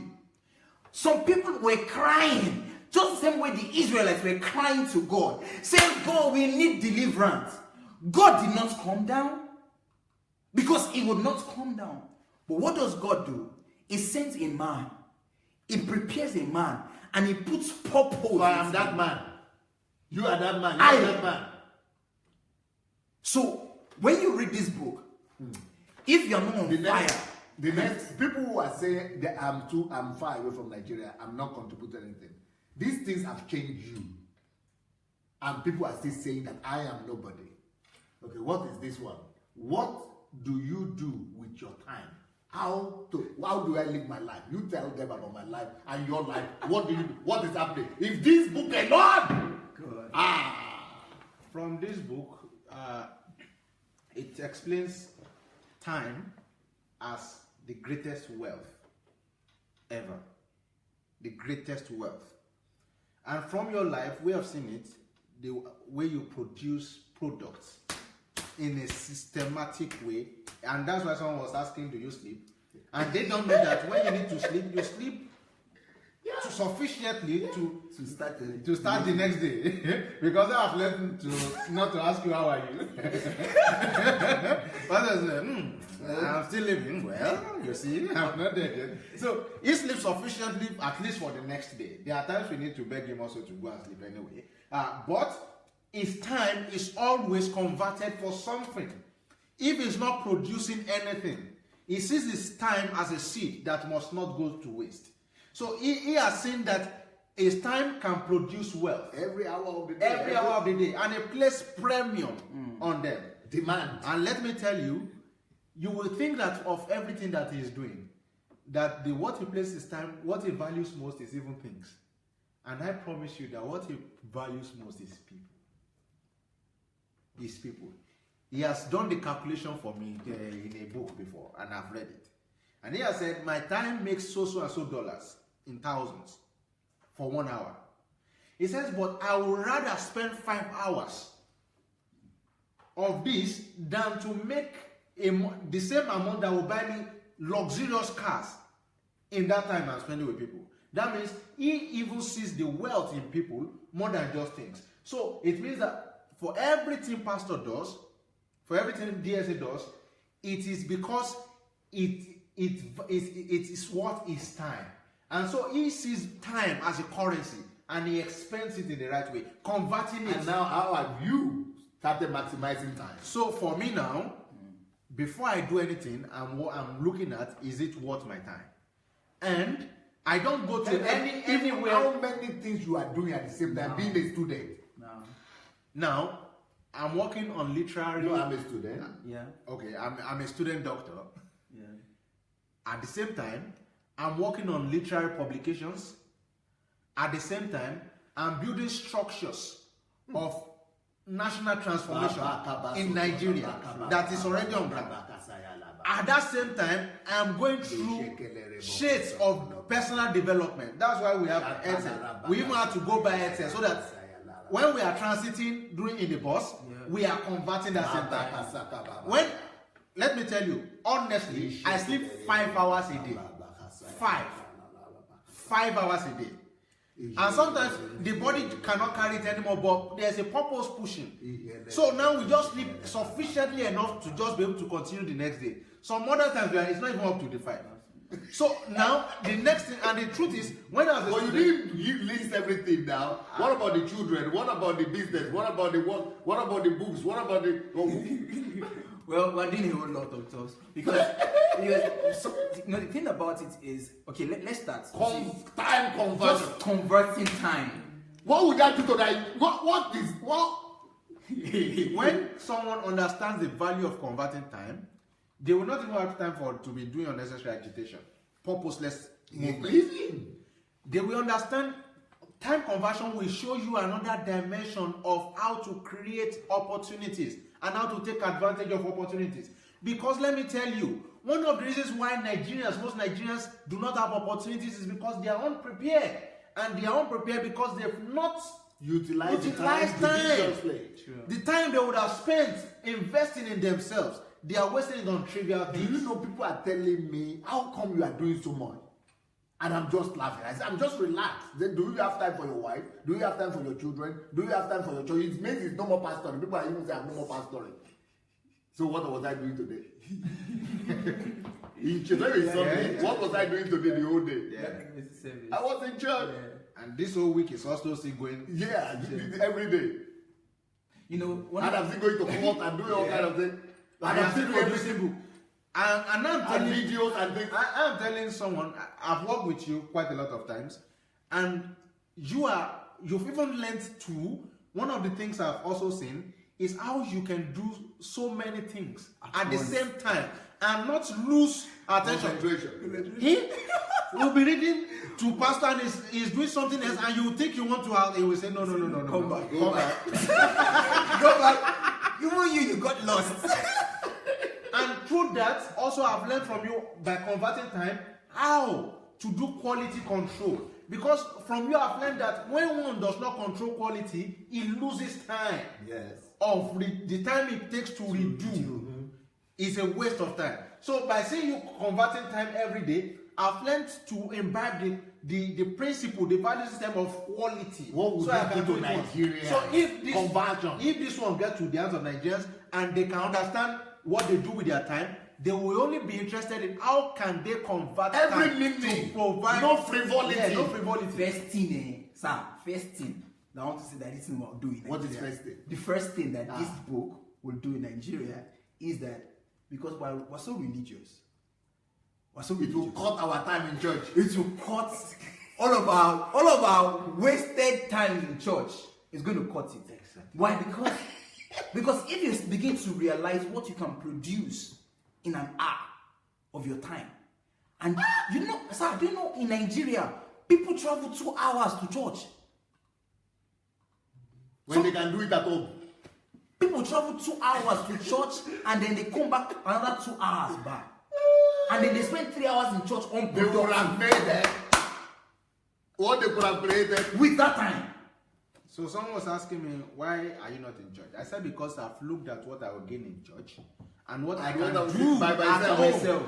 By myself. And I said, I'm sorry, maybe church may be for babes this time around, but I am no longer in that cycle. So when I place it on purpose now, I cannot be there. And it's not that I'm backsliding. I'm not backsliding. I'm doing more. Because, for example, sir, the pastor is saying things that even 6 years ago I was not saying it. And some people are saying and you are saying, oh, deep. What do you mean? How can you be preaching grace and you are saying deep? What do you mean by deep? So is preaching faith, you say deep. What do you mean by deep? What do you mean? So I cannot spend my time listening to all those things again. So now when I know that's what I'm going to get, I would rather not go. Now, if there is a day that, oh, I'm now so tired from home, I just want to go and relax. So I can now say, oh, go. And because many of those things will be funny, you just be there laughing. But there's not even time to do that. Nigeria needs to embrace this value. Yeah. So these are value systems. And you are saying I'm not contributing anything to Nigeria? By the time Nigeria discovers, now this is the next one. Problems, your shortcut to prominence. How many problems do we have in Nigeria? And what are we doing with We are problems? praying them away. You know, this big one here, problems. This book here. This problems. This one here. This one. This book here. This book would render many of those religious bodies useless. And I make bold to say this. Why? Because religious bodies, they have built their empires. They have built their merchandise on these problems. On the problems of the people. Yes. On the misfortunes. On the misfortunes of people. And then they set a false hope to them that they will get prominence. So you see, what should actually make these people relevant people? What will make them actually prominent people? They have actually built their own merchandise on these people. And then they sell false hopes to them, making declarations, monthly declarations, making weekly declarations. In this week, you will become the best. In this week. And then they now tell them, come and pray away your problems. Not knowing that actually, problems are those shortcuts to prominence. And what will this book do? You see, just close your eyes and open your eyes. You will see problems everywhere. Everywhere. And what will the book do with those problems? It will make you realize that those problems actually are opportunities. It will change your whole paradigm. It will change your whole perspective.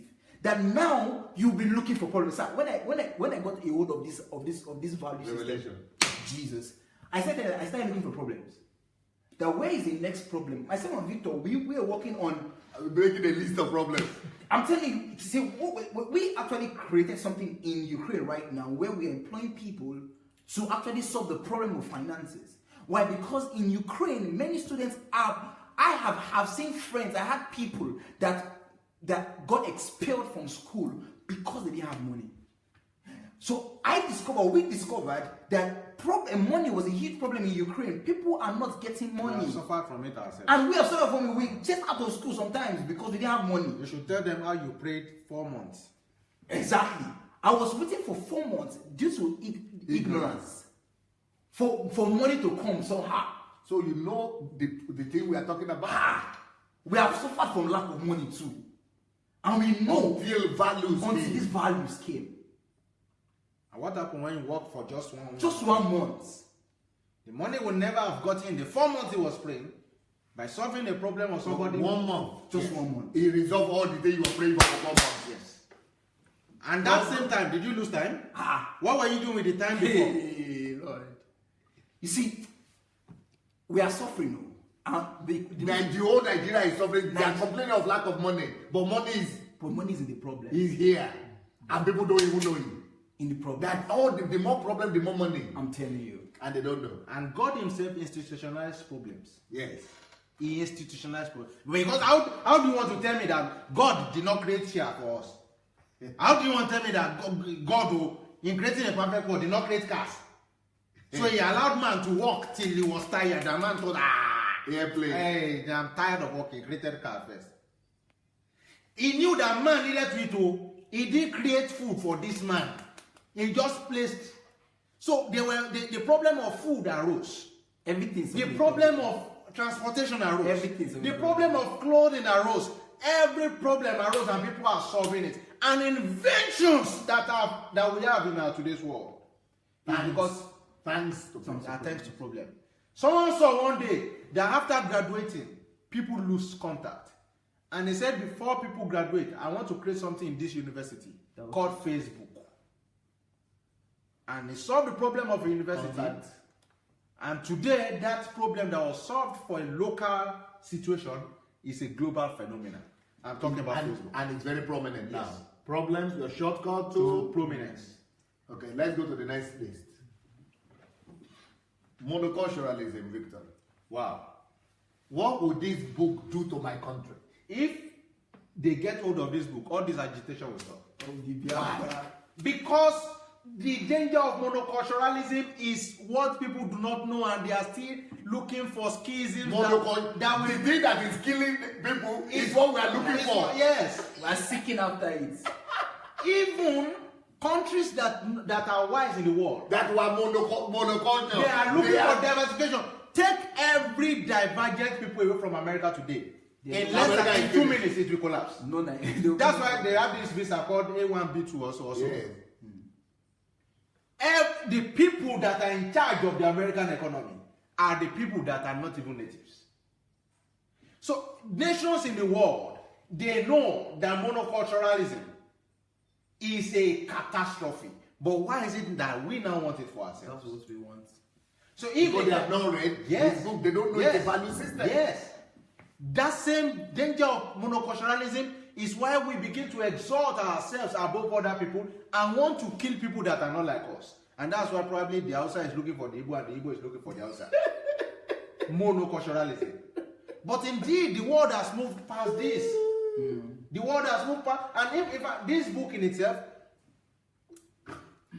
you know, one thing about this book is that it will bring to light the value and the way of accepting people for who they are, and Every culture, every race, and to see what actually comes as a benefit by having different people who have different backgrounds and different ideas. So because when we begin to think mono, and we're just thinking about ourselves, just our identity. Where is the diversity that comes with it? We don't begin to appreciate the gifts in other people. and there's nothing called unity if there is no diversity. Because there will be nothing to indeed unite At all. So unity in itself is defined as the union of diversity. So you see this as an answer to our country. Yes. We should just give all these Biafran It should be agitators. Yoruba who want to say Oduduwa. Yeah. And the one that wants to now get the complete dose should now get this. Tell them about this one. No. You see, one thing The about law of difference. the law of difference, because one thing that actually is fueling the Biafran and this restructuring idea is because we have failed, and because as a nation we've not imbibed this idea, this value system of seeing uniqueness in other people. Of seeing uniqueness in other people, and seeing the ingenuity that you possess that I don't have. So, according to this book here, I am not strange, willed, off, nor crazy. My reality is just different from yours. So you mean the Hausas are not strange? No. You just have a different reality. You mean the Hausas are not white? Yeah. No. You mean the Hausas are not off? No. Yes.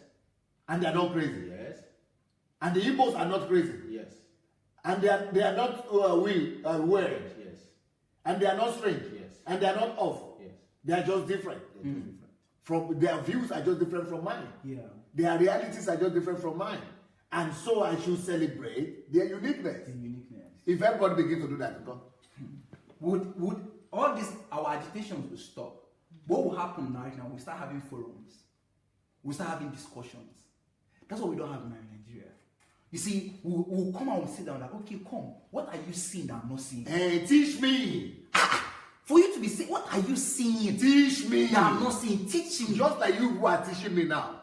As I'm teaching you, you are teaching me. You are teaching me. And I'm learning because I'm celebrating your difference. Yes. The law of difference. Why am I listening to you? You know, some people come on this platform and they say, "What pastor? What is this with those boys that pastor is always bringing? Or those girls? You know, either who are those girls? In fact, somebody said the girls that I'm putting there, they are Jezebel. Why is pastor is always surrounded by this Jezebel?" And then some people say, "What about these boys? We didn't come here for the boys.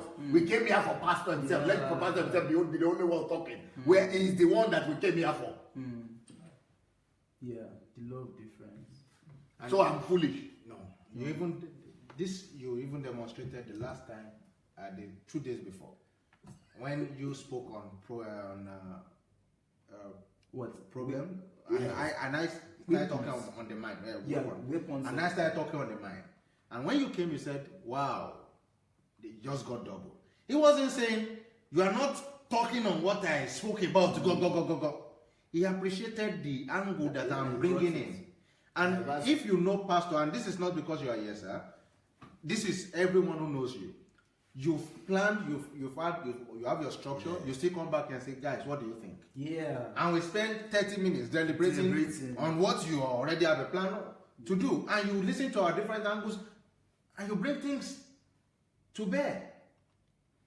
And these are things we learn from you. And that's why even after I have incorporated that same system into my work. Yeah. Now my website is out, but the same idea is why before it eventually goes out, we are sending it to different people to critique it. Give us your end user view, because I learned that from you. Because someone was asking me, won't the designer be confused? I said no, because it will bring in different ideas of what the end user needs to him, and then he can make decisions. So how can Nigeria grow So with that diversity? 250. It means That law of difference is being celebrated. this is one of our greatest wealth. Yeah. The fact that we are different. With the amount we have. And we can bring different Nationalities. to game. For example, law of difference. Let's just use tourism. Let's apply this to tourism. Arts and culture. Even within the country, let people begin to move over and celebrate. Just create a ceremony just from the law of difference.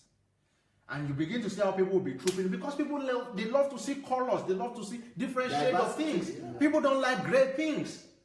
So it means if Nigeria will leverage on difference, then our tourism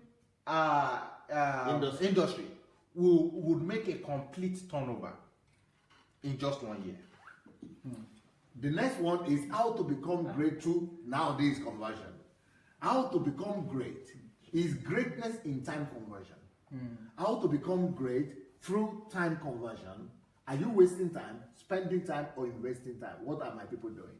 Wasting, spending, or investing? They are wasting usually. Is that the concept of investing time in our culture? No. As a matter of fact, what we get The from best. what we The get best is to spend. is to spend.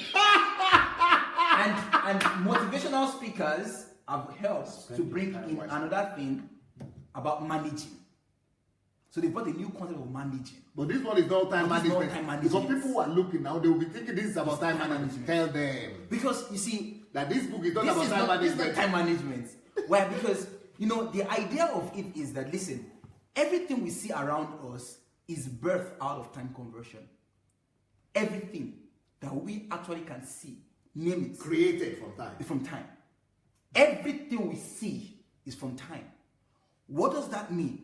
It means anything that we want to do on earth, any product that wants to be out, must be gotten from time. Because time is the raw material. It's like this raw material, from where everything is created. Everything has a It's the when. raw material. Everything. Everything from time. has a when. So what we have is that most people are wasting time. That is the reason why They are waiting the resource Of from time. where Everything can be created. from. And from this book, I don't know if Stop Working for Uncle Sam is part of this list, but there is where we see how people are spending their time, where they are mortgaging their time. They're not necessarily wasting their time, but They are spending it they are spending their time. They are trading their life for emptiness, for empty salary. For salary. The question of are you wasting time boils down to those who are living in yesterday. Okay. It is those who cannot merge who cannot bring anything out of their conscious self. Their consciousness, their conscious self is not even working.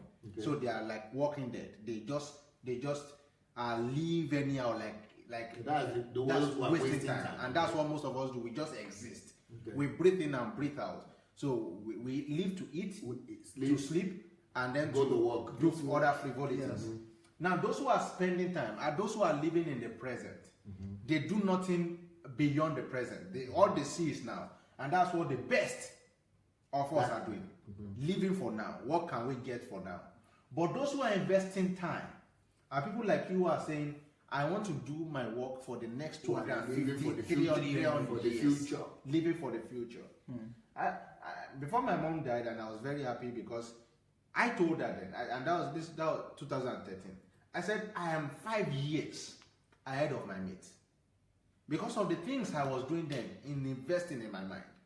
And true to it, and this is not bragging, you know, there are a lot of people who have done well in their fields too.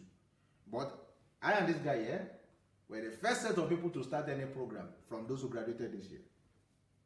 The two of us here. Now, other people have things they have planned to do, but we are starting our 4th month now of our program.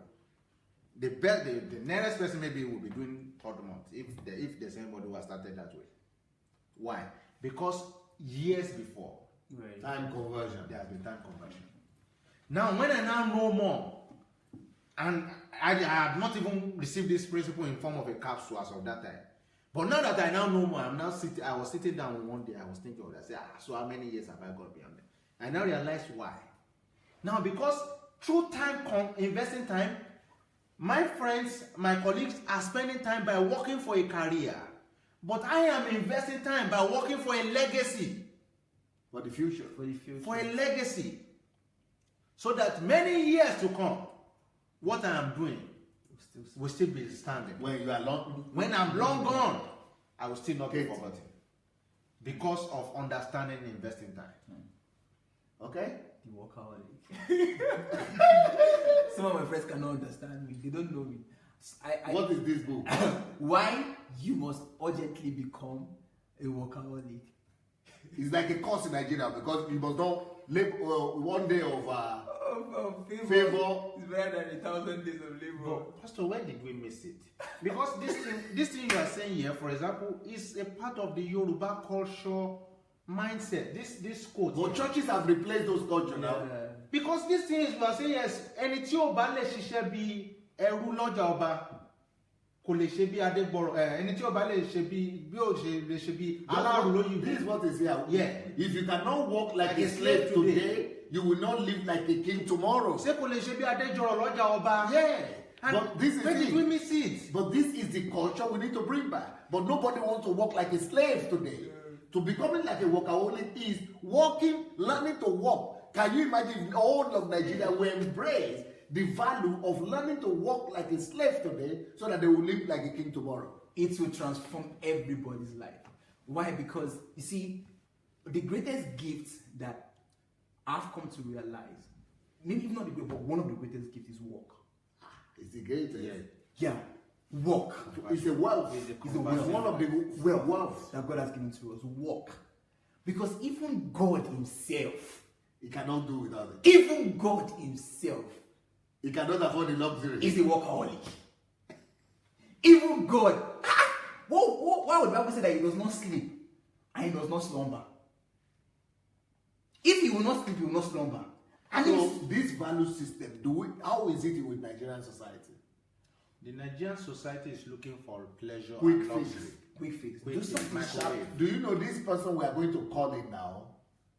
Aaron. He came to the conclusion that only 0.2% of Nigerians work. or know how to work. So this workaholic book will resolve all that.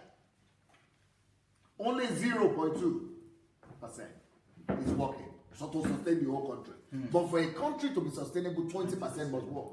But what about if we increase that, not just to 20%, but if we increase that to 30%, that everybody will imbibe this culture? This is what Singapore was able to do. Yeah. Japan Was able to do it. China is able to do it. But we don't even have an idea of that. But if we do that, if we make people to be able to fall in love with work, then this will be possible. This is the next book. Where there is problem, there is money. You know, this is where there is problem, there is money. They work, if they realize it, they will work, You are saying something. You know, Pastor, this compilation of your books, I don't know if you should not be alive, because they are not by accident. I am caught. They are like building blocks. Yes. These are building blocks for Nigeria. This is what I'm doing that nobody is seeing. People are just think I'm just releasing books. But I am building Nigeria already from here. Yes. Because this is the first part of the work. The second part of the work is now to go and put a system in place whereby all these values will be imbibed by the institutionalized in the nation. That's right. Go ahead. You know, you said where there is problem, there is money. What this will just make everyone know is that, listen, can there be a world without problem? No. There cannot be a world without problem. And without problem, there's no money. And without problem, there's no money. But you are saying the combination of your books. You started saying because I was talking about the combination of your books, talking about problems being the shortcut to prominence, and we were talking about we talked earlier about the issue about money not being what will make you rich. And then when you now read this book, that where there is problem, there is money, and then you now solidify it with who am I. You will not be able to connect. You will not be able to connect all of the dots in your life. Yes. Clarity will come. Focus will come. Now, let's talk about this one. Because you people are genius now. People are thinking that you are genius because of being students, providing, giving scholarship to people all over the place. You are giving scholarships and then giving employment to all over the place. And you are not students in America or in Europe or in Germany or in England but in Ukraine. And you are doing all this. People will think you are a genius. But it's because of the creative and innovative. I think this one nobody will argue again that I know what I'm talking about after the video. Yeah, of your innovation. Yeah. But I'm now saying everyone could be trained to become like this. You know, one of the greatest quotes I've read is that geniuses are not made. You know, you see, I can't remember the person that quoted it. He said, a genius is someone who is able to give his executing. Is the working on the book. A concentration of thought, focused. Yeah, in one direction. In one direction. If anybody can do that. But it's a system. Somebody has to know. Yes. If you have not read that book, there is no way you have come across it. But that is why I want to reveal and unveil to all Nigerians that all of them can become a genius. And all of them can become an innovator and a creator. But who will tell them? Our whole educational system is not even addressing that question. And yesterday when we were talking, they will tell you in Nigeria what people say that they are those who are brilliant and others are just in the class they say this guy is brilliant. This child is brilliant. That's what they thought, that I was one of the dollars, that I was not brilliant. Because we are not being told that there is one of the biggest evil in Nigerian society is that word. One is brilliant. This is brilliant. As if it's given to you by God. That statement has to be cancelled in our society. True. And everybody, instead of that, it has to be replaced by telling everybody that everybody could become a creative and innovator. Yeah. Like you were saying yesterday, and you pointed scientifically to what the works of Professor Emafidon, and how he has been able to use a system to build the dullest students in any country. They bring to him, they become the best. Genius. Come on. So, but we are not told because we concentrate on the wrong things. And everybody can be creative. Anybody. What would this do to Nigeria? This one, it will change us. It will begin to. People will begin to look deep into themselves. Science, and what they technology, can do. will bring it out. Innovations, skills, businesses, everything will come out. Because the scientific fact to this is autism. The scientific fact that backs what you are saying the savant is autism. Someone, yeah. Because autisms are just inside themselves, and so when whatever skill they put their they become a genius. They are genius in They it. are so good in it. Because they do not have time for the distraction No distraction. of the outside world.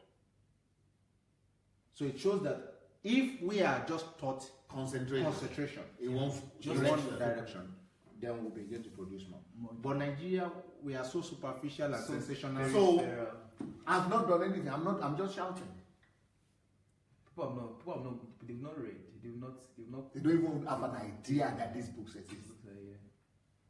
Slavish. They don't even have an idea. It's a slavery.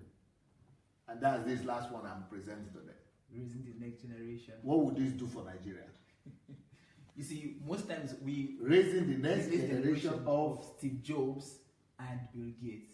And I did this for my people, for my country.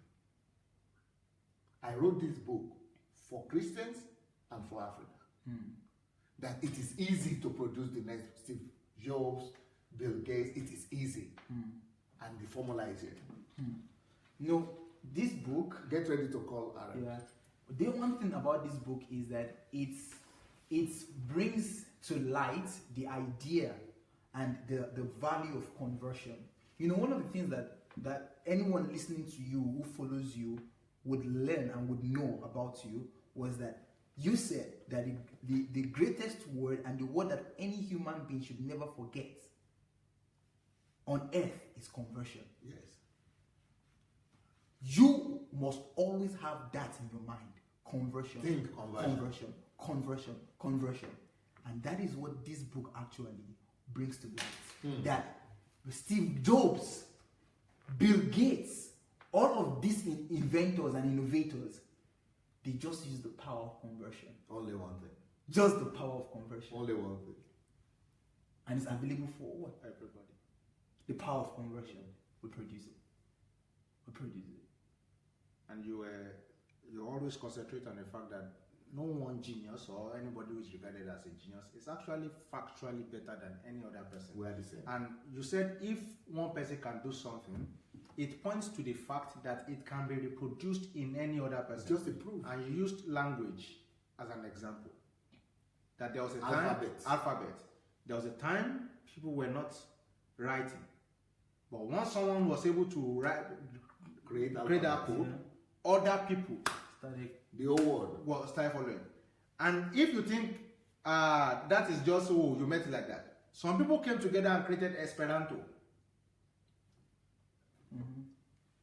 Esperanto is a language created afterthought. They wanted it to be the second most popular, so it will unify the world. At least everybody will be second speakers of Esperanto. And because someone could create it, other people can follow it. And the same thing with Steve Jobs. So what are the principles that they followed that we can follow? And it's always about conversion of what exactly are you loading your head with in your time. Thank you, guys. Let's go back to the initial page. We are going to call Aaron's now. Now, tell us a few things that you had from what you had from Aaron's before he comes out. You know, one of the great things that this man said, just a single man, he affected the price of goods, of foodstuffs in his states. In Edo State. In Edo State. Just through his own farm. Just through his own farm. One farm. He brought down the price of foodstuffs, of food products By half. One man. And that was just to demonstrate to Just to prove he to has people. not even started anything. He was talking to them, they were not listening. He said, okay, I'm going to demonstrate. And it was very clear, through one farm. And he said in every state he could create what? He could do what? In one... In every state, he said he could actually raise up people, and he was talking about the employment rate he can actually raise in Nigeria and create. That he can create a plan that can employ close to 10 million. And in every state, you could create a system of employment for 1 million people. 1 million people. No problem. And this is a Nigerian, and he's alive today. Aaron Igbe is alive. And I want all of you who are listening to this guy. This guy has so many solutions for Nigeria. I cry each time. If you have not subscribed to his page, you belong to yesterday. In fact, show me his page or his picture or his something. So people will know who he is, or his Facebook, so that people will know his Facebook page. So this man is alive. And what we have decided to do, and he has decided that, and I have decided that, if the government is not going to pay attention, we are going to bypass the government. Yeah. So I want the whole of Nigeria who are listening to me now to get introduced to Aaron. And, just get introduced and hear all his concepts. You will be blown away. This guy, I found my twin brother. Yeah. That's what I found. That's who I found in him. And he's already started contributing to me, giving me his ideas, and those ideas I'm already implementing them.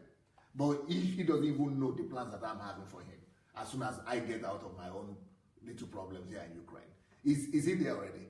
Okay, let's welcome. Hello, Dr. Aaron.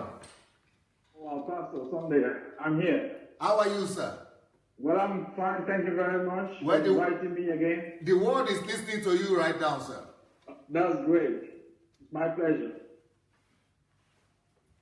Yes, go ahead. We want to hear all your solutions, ideas for Nigeria, sir. And what do you think? What are your thoughts about our nation? Today is Nigeria's Independence Day. Yes, great. Today, I've been listening to the conversation, great conversation. This morning, I recorded a video for the nation as well to say how I feel. And the thing is that we have come to the state that is actually past the state of just talking. We have come to the state where we have to implement actions. Yes. That is what you and I are doing right now. So actions have to be taken. That means the preparatory work has to be done. That's what you are doing. I'm doing a lot of preparatory works as well. So, like in our previous conversation, I talked about a 1 billion tree program.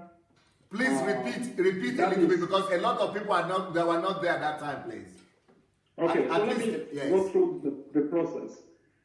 So basically, Nigeria today is lacking in a lot of things. We import apples from South Africa, we import oranges from South Africa, and we import other fruits from South Africa. All these fruits, people don't know that they can be grown in Nigeria. For example, apples grow in Jos. Oranges grow everywhere in Nigeria. So the idea of the 1 billion trees is actually 1 billion fruit trees.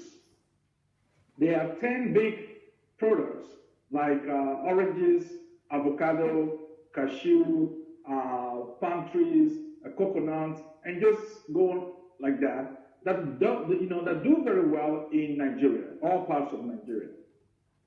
By harnessing all these fruit trees, planting them massively, Nigeria can become #1 in the production of at least 3 to 4 different fruits in the world. So that means that if we should start today, we will be in a position to be the #1 exporter of coconuts in 3 to 4 years. We could be the #1 exporter of avocado to all over the world within 3 and 4 years. The potential is huge. And to make it even more easier, a long time ago when we plant trees and it takes 10 years to mature? Yes, sir. Today, with new technology and biotechnology, we can put a tree in the ground and in 3 years we start harvesting it. So it is one of the most easiest things on earth. And second, in addition to that, it's going to provide massive job opportunity for people. So we have calculated and said, look, By doing this alone, we can provide 7 to 10 million jobs for Nigerians in the next 5 years. It's a revolution. And not only that we're going to provide jobs, it is going to trigger the economy in a massive way, because the jobs we're talking about, these are direct jobs. Like you call somebody, come to the farm, come and plant tree. Come to the farm, go and bring the nursery material, go and prepare the nursery material. Those are direct jobs. But if you take, for example, say you have 10,000 hectares of coconut trees, and you're going to put a factory next to it to process the coconuts, you're going to be producing coconut oil, coconut cream, coconut paste, coconut, and then that is just from the coconut inside. The outside of the coconut can be used to produce carpets, can be used to produce clothes, can be used to produce cartons. The list just go on and on and on and on. By the time you put all this together in factories, so you don't have one factory, you have 10 factories that is capable of employing at least 500 people per plant, just to cater for these 10,000 hectares of coconut in one state. And so that is what I call the indirect jobs, because those ones are working in the factory to produce the end products that is coming from the raw material. So, and if you look at the potential of that alone, that is enormous.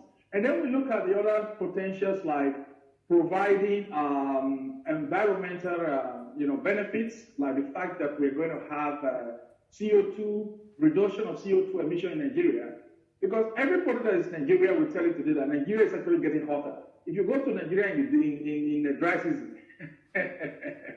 it's getting really extremely hot, because the effect of the climate change is very visible in Nigeria.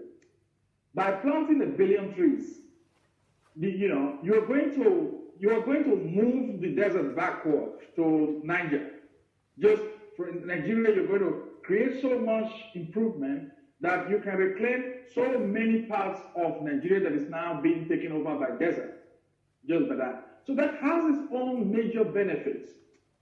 And all this is, if you look at what is going to happen, then you are looking at big improvement in our Nigeria economy that is going to be at least $50 billion worth of revenue generated in after 3 years, yearly. Okay, so it's going to be $50 billion, generated every year after 3 years, because it takes you 3 years to set it up and get things busy, and from there the money is going to come in. And that generation of revenue, that is just from the raw material. We are not talking about the end produce that the companies are going to be investing on and producing and exporting. And today, I give you an example. If you're in Nigeria, you want to send money out of Nigeria, there is no dollar to send out. But by the time you are adding 50 billion to the Nigerian economy, $50 billion, suddenly everybody can transfer money if they want to transfer money, because that's what we call foreign exchange. Because Nigeria is not producing enough things to export, that is why foreign exchange becomes a problem. So, if we just go into the planting of trees, it is ridiculously simple to get the economy moving immediately. This is not something that takes a year, 2 years, 3 years to do. No, immediately. You can start in 2 months, and it will just be going. And to make it all amazing, there are funds for planting trees. The UN has funds for this. We have environmental funds from the Kyoto Accord that Nigeria could tap into. There are also world donors, world banks, and various other businesses that can help Nigeria in tapping into this, production of planting of trees. So that is just one solution. That one solution alone can take Nigeria out of the mess it is today, because the revenue generated from that is more than the revenue from oil. Okay? Yeah. Now, what have you done? Tell them what you have done practically. People are saying, okay, what has it done? Tell them what you have done in Edo State. And I think your farm is probably one of the biggest, if not the biggest in the state now. Yes. let me say what I've done. In Edo State, when I came, we set up, we are busy in Edo State now for about, 3.5 years. So what I've done is single-handedly, I have people working with me. We've created over 200 hectares of farmland and developed it. Before we came there, nobody developed a farm around the area. In fact, the land where we farm belongs to the federal government, and they didn't do anything with it. There is a whole department of agriculture that they employ about 100 people, and nobody is doing anything. So I took over the land and I developed it.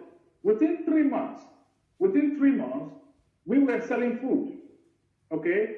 Within 3 months, we were selling food. And this food, we were able to bring down price of food items that we were selling by half. Okay? Now, that is one thing that we have done. Now, the other thing we have done is that when I came in, there are young graduates from the university that they are not well equipped in agricultural business. So I started a program called the Agri Training Program, where we take people out of the graduate from the university and we train them. So I was training 80 people a year, and they graduate, and I give them the certificate. And this training program was so organized. It's not like the normal theoretical training in the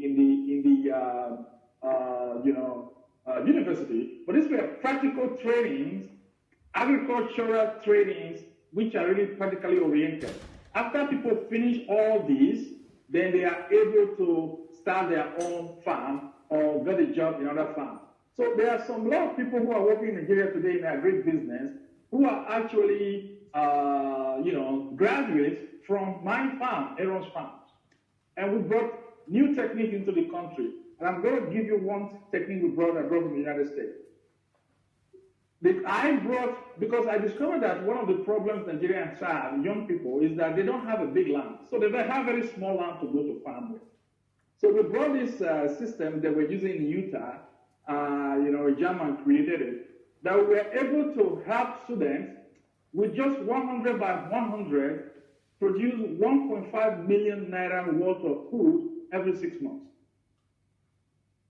So now, people who follow our system, so somebody who doesn't have a job can end up with, 3 million naira a year. So that is a remarkable system, and we're still using it.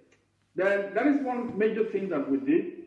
Other major thing that we did is that, like now, what we are doing is that I went into the market. I said, look, why is fish so expensive? Nigerians don't eat fish. They don't eat meat because it is so expensive.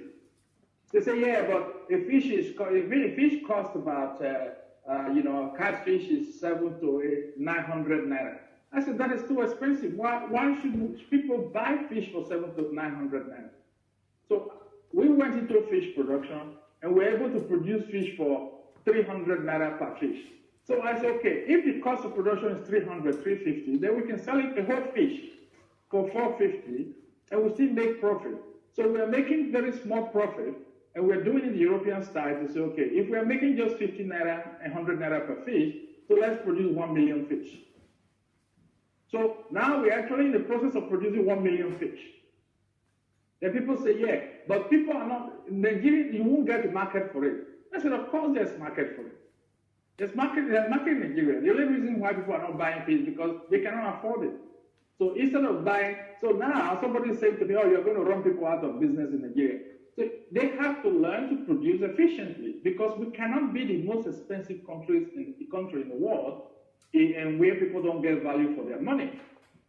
So these are some of the things we are doing, and there are a lot more. If anybody is interested, you can go to my farm Facebook page as facebook.com/AaronsFarms.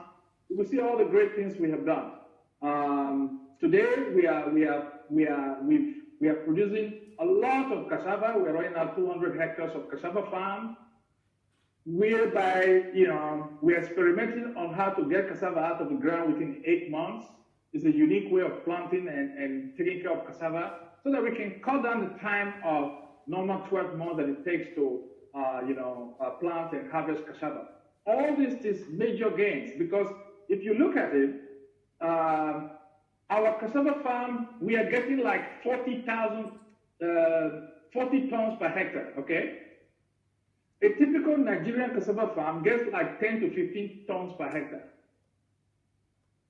So why we are able to generate about, 800 to 1.2 million per hectare, a typical Nigerian farmer will be generating just, 300,000 naira per hectare.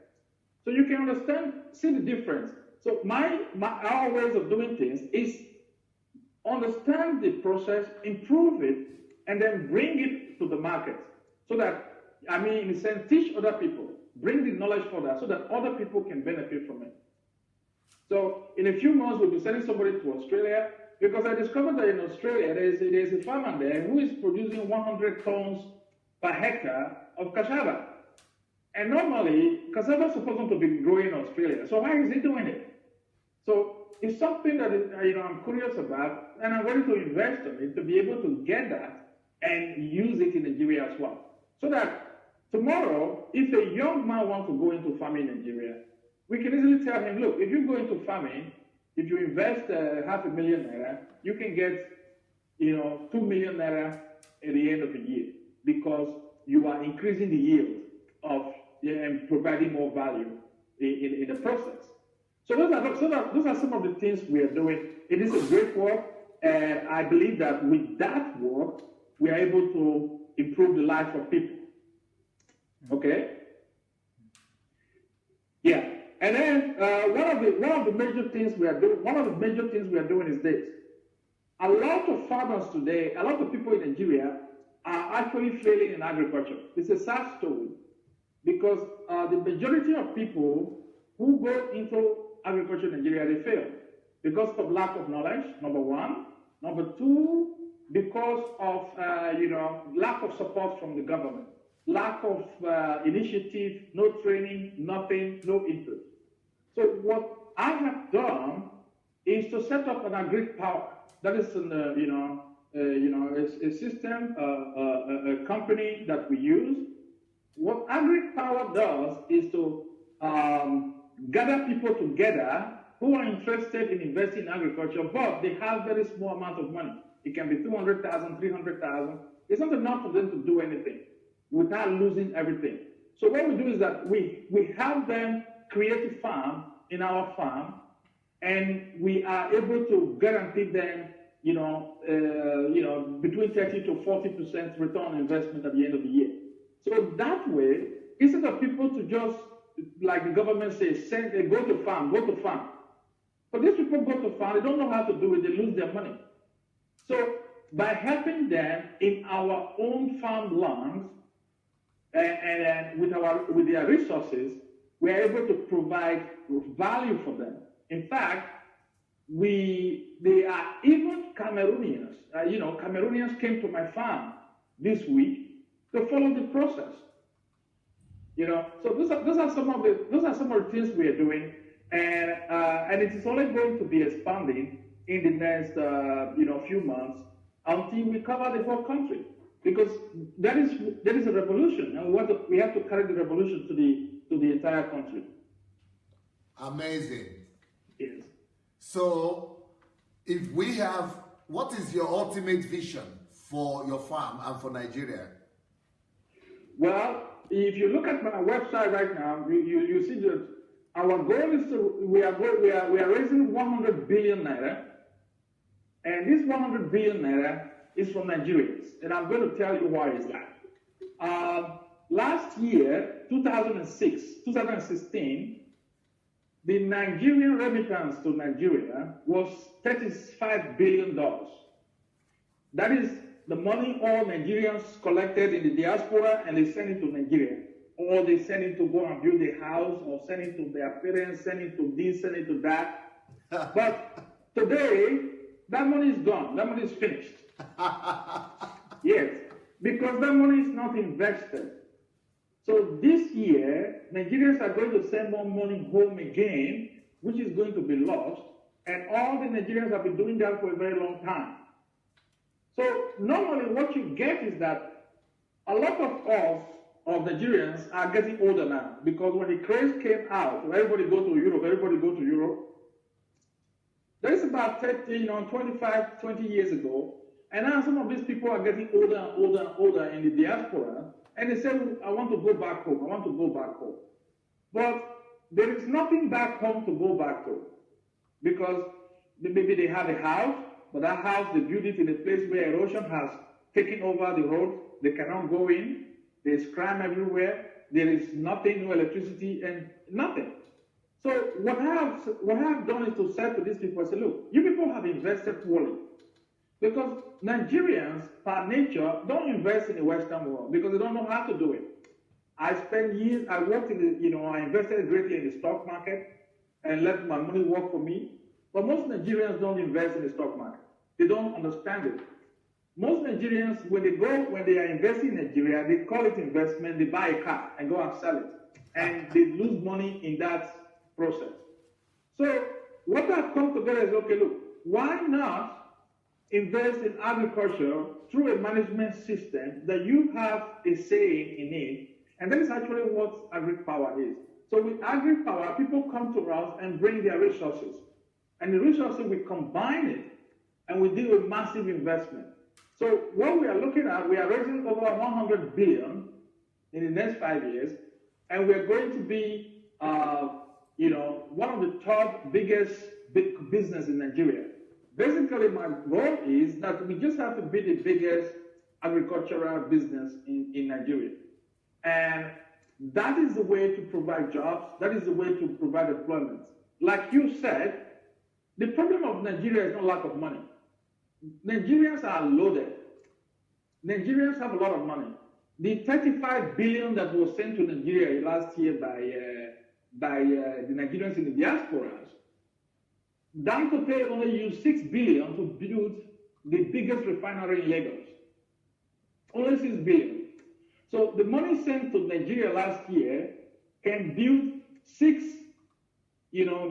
biggest refineries in the world like Dangote is building.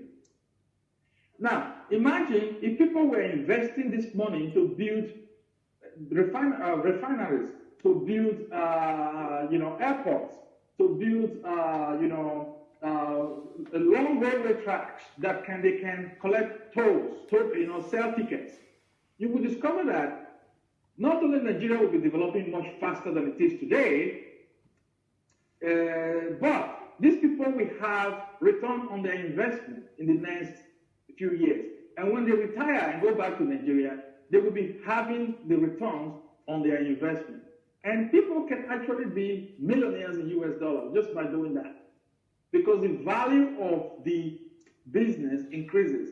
So I often give people the say, I say, look, the railway tracks in America were owned by somebody. Rockefeller owns long railway tracks from New York to California. Major roads were owned by people in America. So why do these people keep slaving for in Europe and America for years, keep slaving for nothing, when they can come together and collectively invest in very massive projects in their country? So my drive and my passion is to convince as many as possible Nigerians that, look, we cannot keep waiting for the government alone to do things. You have to do it.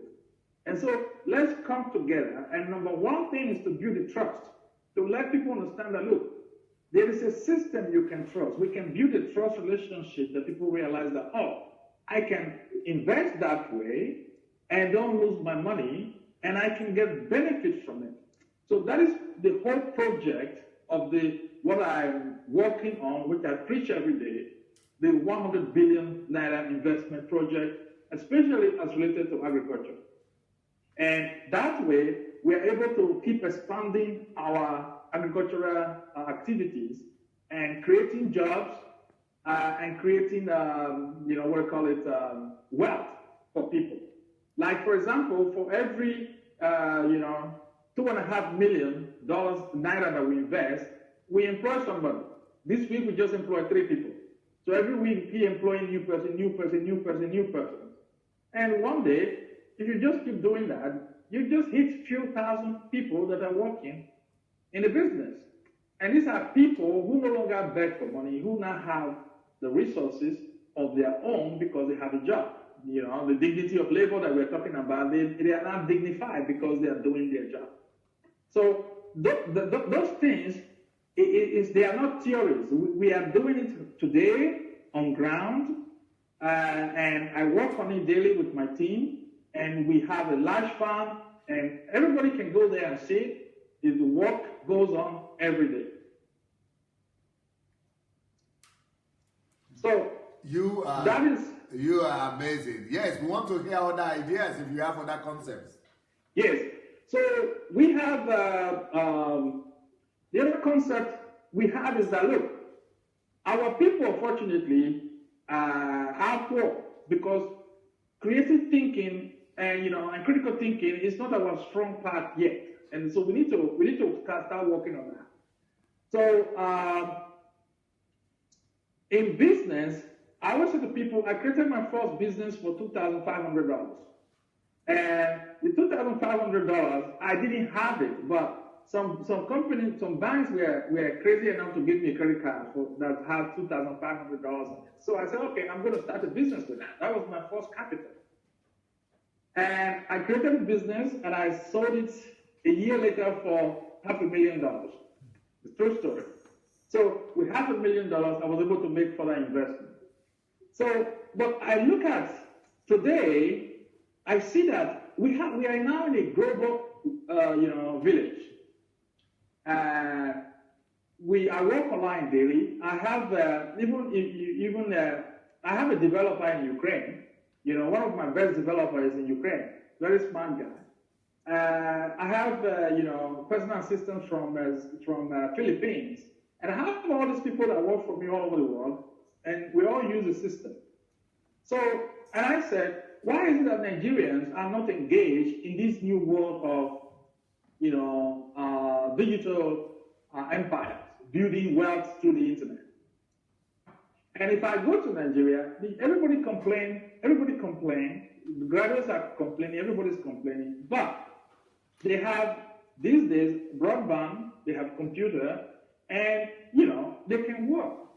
So what I've decided to do is to set up a system to say, okay, look, we have this marketplace with Nigerians, and people join the marketplace, and I train them in my marketplace and academy to learn to sell their craft, okay?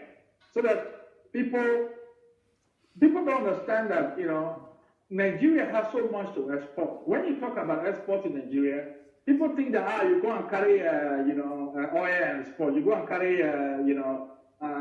timber and export. That is not what export is. You can export your knowledge. And I've told people, say, look, if you just get a camera and go and take very beautiful pictures of people in the street, in the marketplace, and these things are sellable in the World Wide Web. I can show you where to sell it. If you just go out and source for, Nigeria indigenous items, they are sellable all over the world. Okay? So there are so many things that is available, even telling Nigerian stories. Just tell a story about, Nigerian stories that we take for granted, record it in a digital form, put it on Amazon, or put it somewhere else. You can sell these things and become wealthy doing it. So a lot of our people don't know all these things, and I can go on for hours about it. So what I have done is I've created a group. When people are interested, they can join, and I train them on this. And I mentor them from beginning to the end. They don't have to pay me for it, That is how we do it. Because I just want to see them being successful. I want to see them be able to sell their products all over the place, sell their products on Amazon, sell their product to the world. Because today, we have over 24 million Nigerians in the diasporas. And these 24 million Nigerians, they are adding to the economy of the Western countries. They buy food from the big shops, they buy clothes from the big shops, they buy hamburgers from McDonald's. They are just adding and adding and adding and adding to the Western countries. But our people don't sell to our fellow Africans. because they don't know what they need, they don't know how to sell to them. Now, if you look at the Jewish people, if you have a store next to a Jewish man, and you are from England, and a Jewish man have a store next to you, another Jewish man will come. He won't come into your store. He will go into the store of the other fellow Jewish man. If you see Chinese, the same thing. The Chinese come here all over the world. They bring their own country. They bring their food. They bring their clothes. They bring their music. They bring everything, and they sell it to their own people. If you go to Indian people, it is the same story. But we Africans, we are totally different. When we come here, we only add to the economy of the European and the American economy. 24 million people, that is more than the population of the Netherlands. That is the entire country.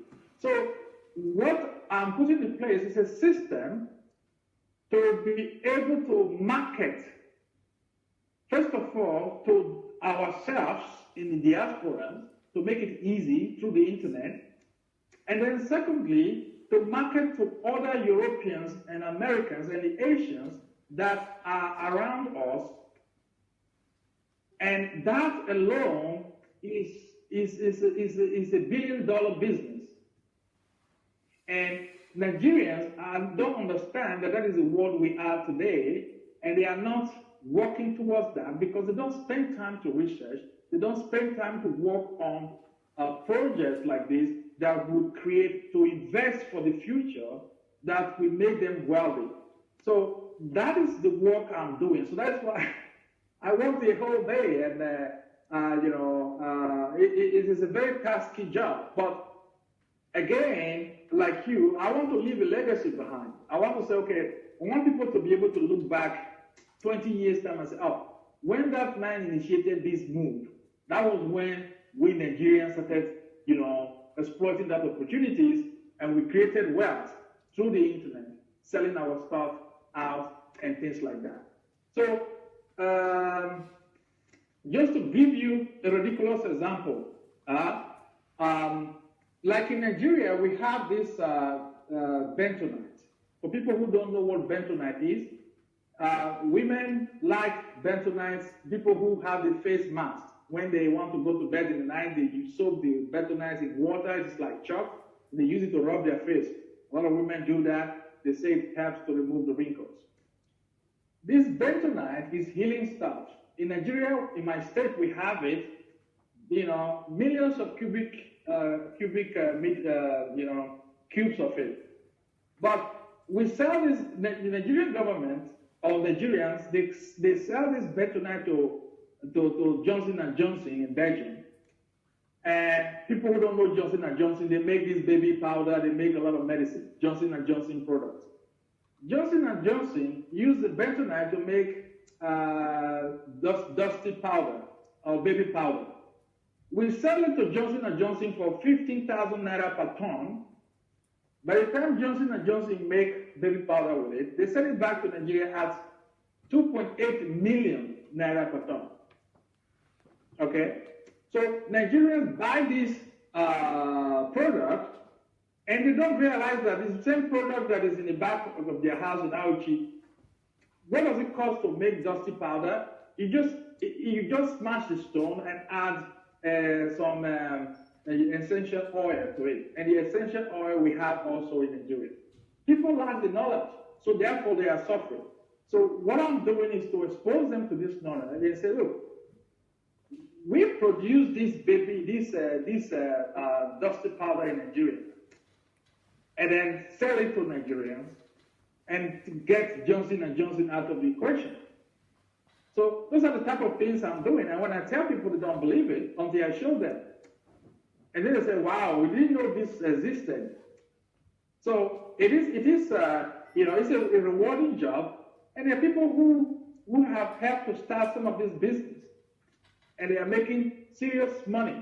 And that's why when I say to people, I'm going to create 10,000 millionaires in 5 years, it is not a joke, because I have thousands of ideas that is worth millions of dollars each. People just have to be willing to work. That's the only thing it takes. Wow, brilliant, brilliant. Well, what I think we have already produced your Facebook page, and I'm sure many people will know how to contact you now. And these are just wonderful, wonderful stuff. And the future belongs to us. That's what I can tell you. And I'm looking forward to us working together, sir.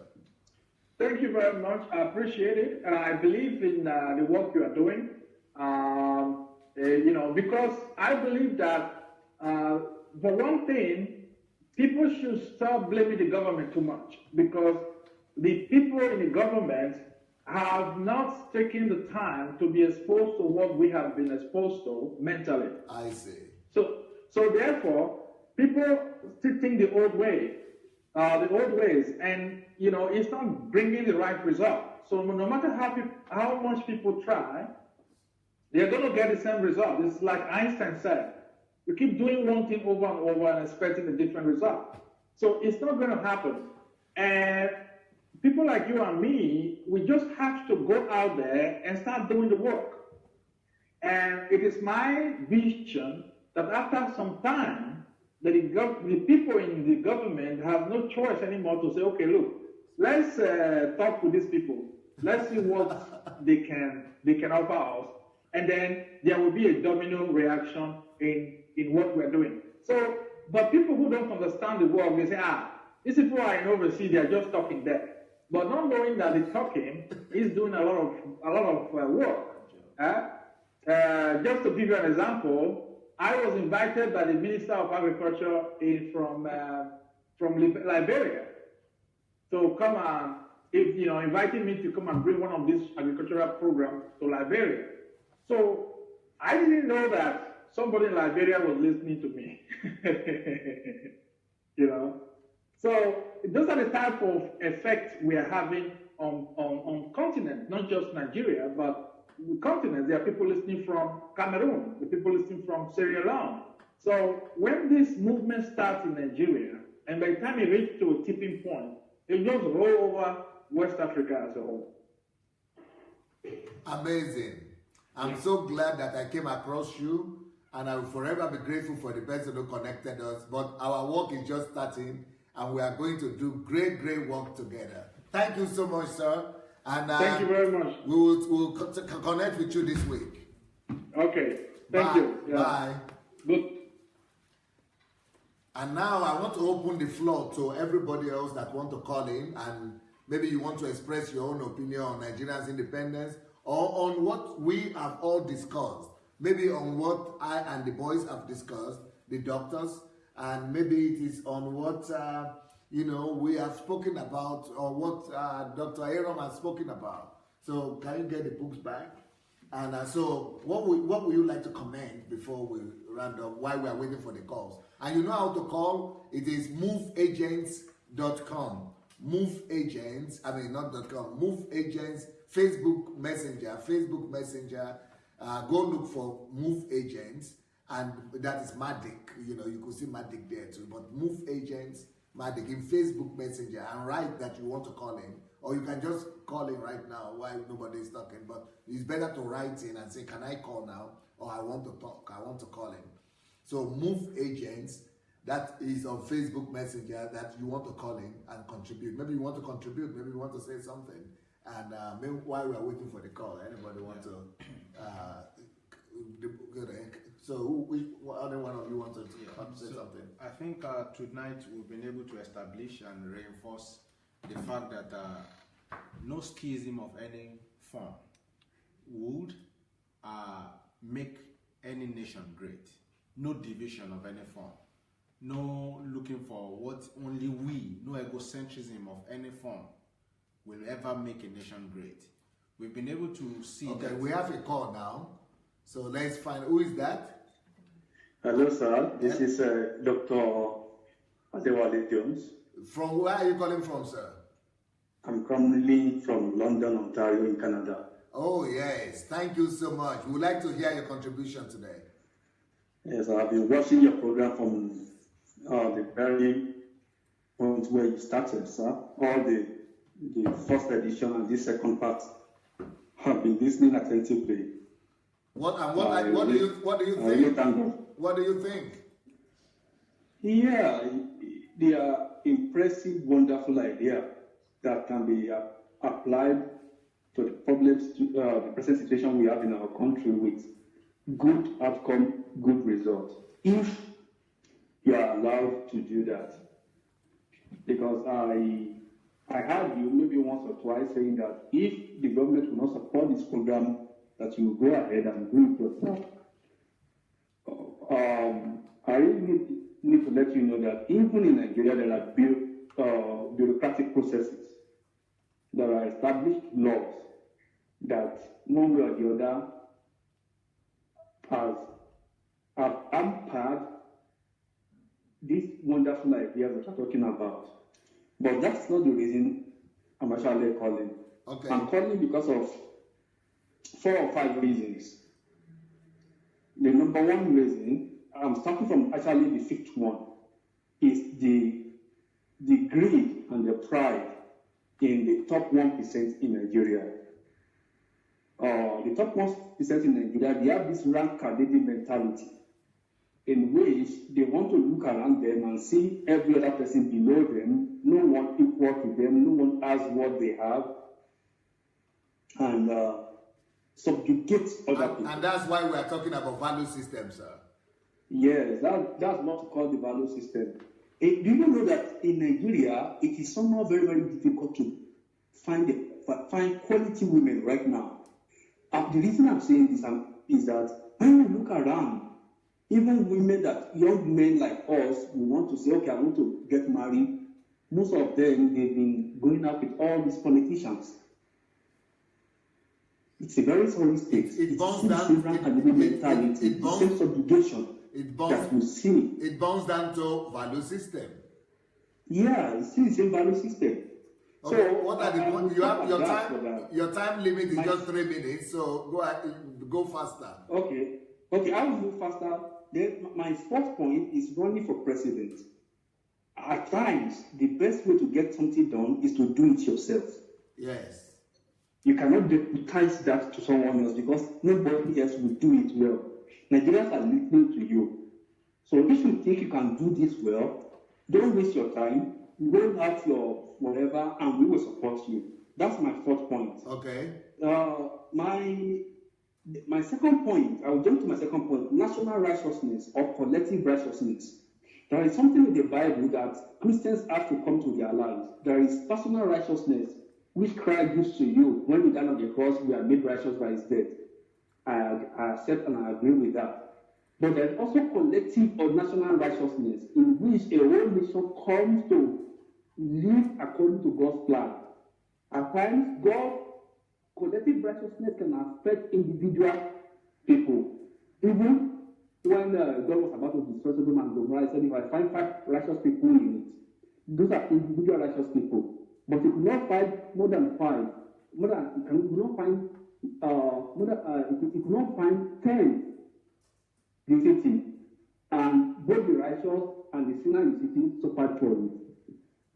So we have a problem with national righteousness or collective righteousness, which we talk about in the value system as well. Yes. And my 1st point, the first black president of America never visited Nigeria for once. And that's the point I want to derive from that.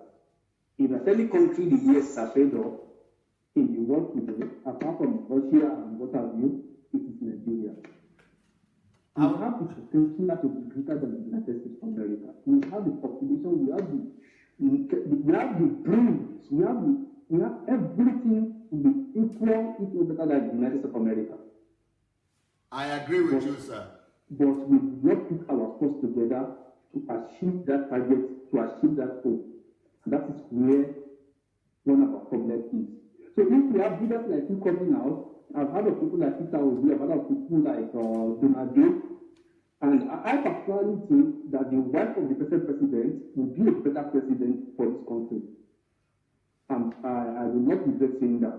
That the wife of the present president, if she runs for presidency, she will be a better president, closer to the people, and be able to lead things.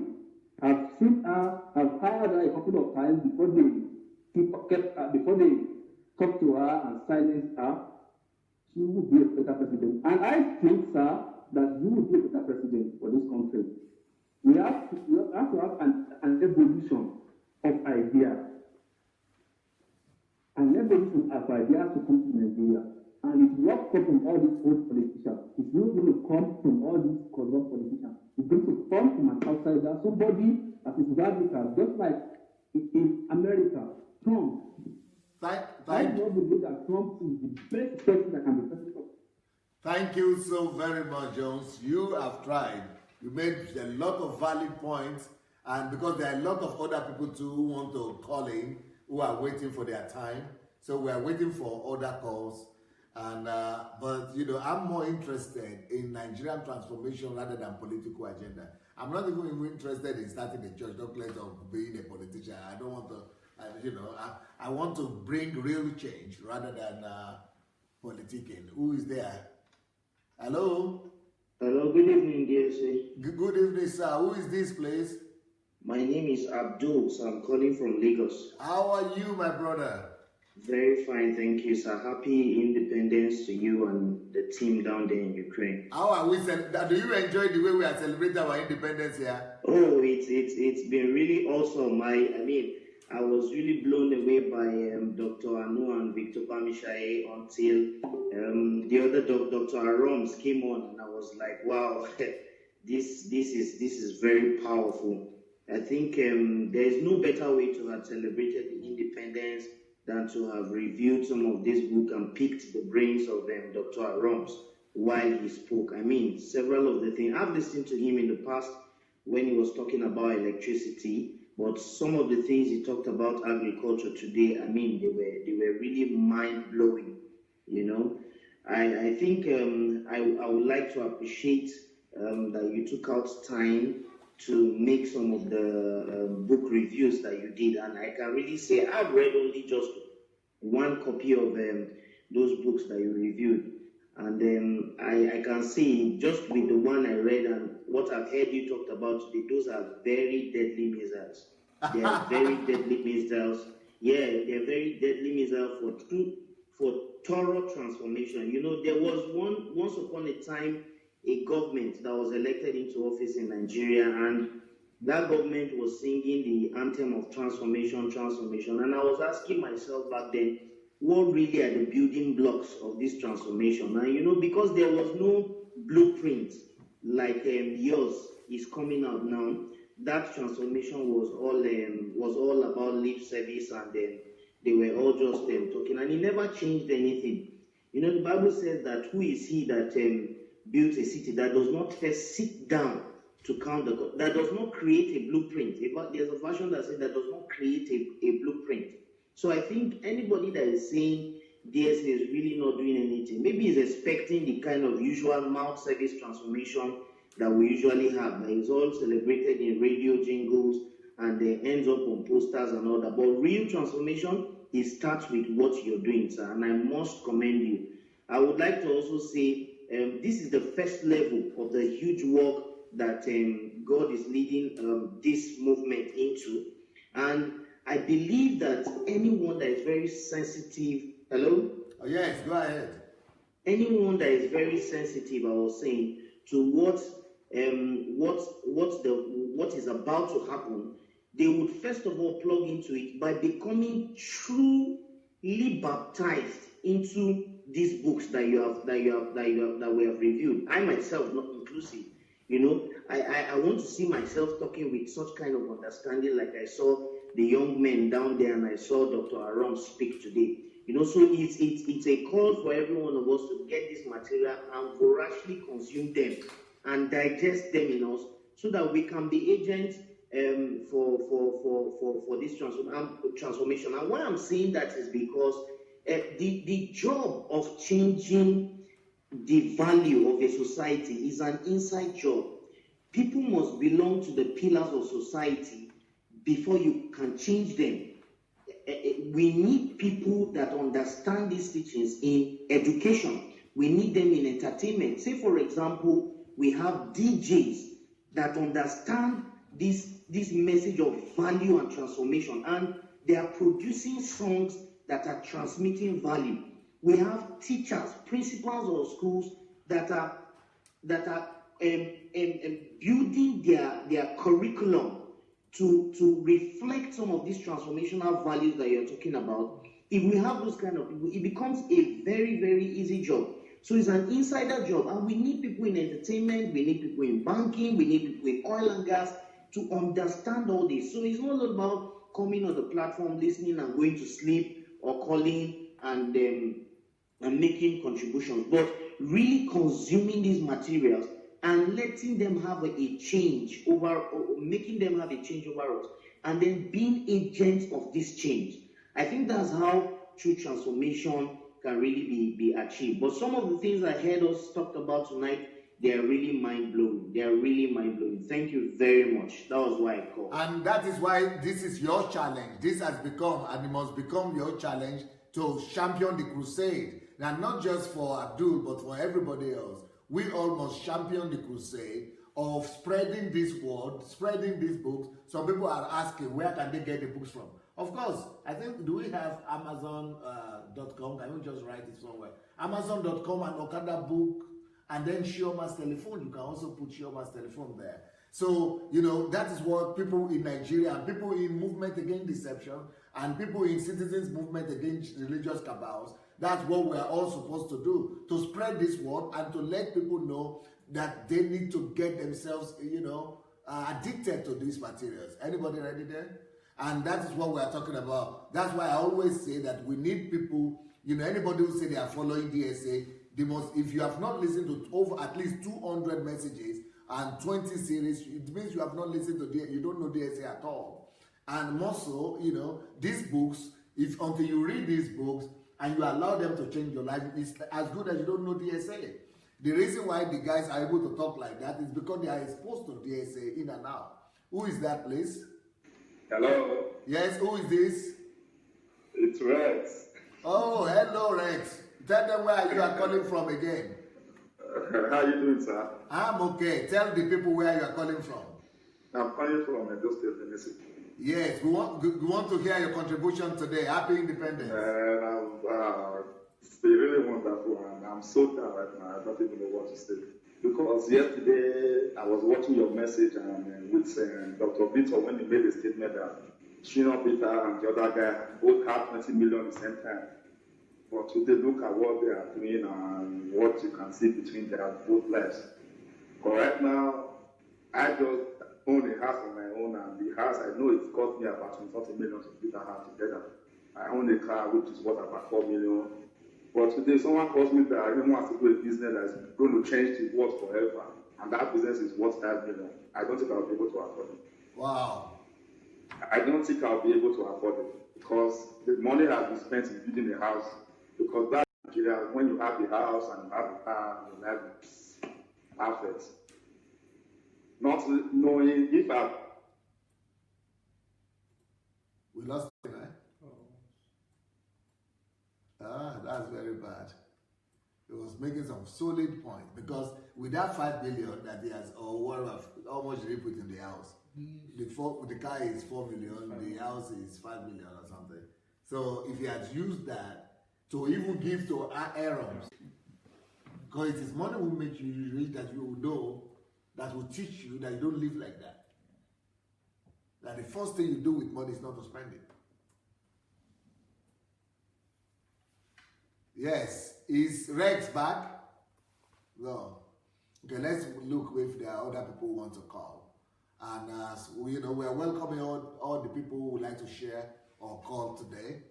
So if there's any other person there that wants to share his thoughts with us, we will be very happy to hear your contributions, because today is Nigeria Independence Day and we are doing our best. We are releasing this material out there and we really hope it has blessed people. Hello, who is that, please?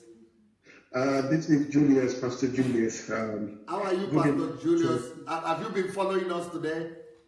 Yes, I've been following you all the way. And what is your assessment of what you've heard so far? They are really eye-opener.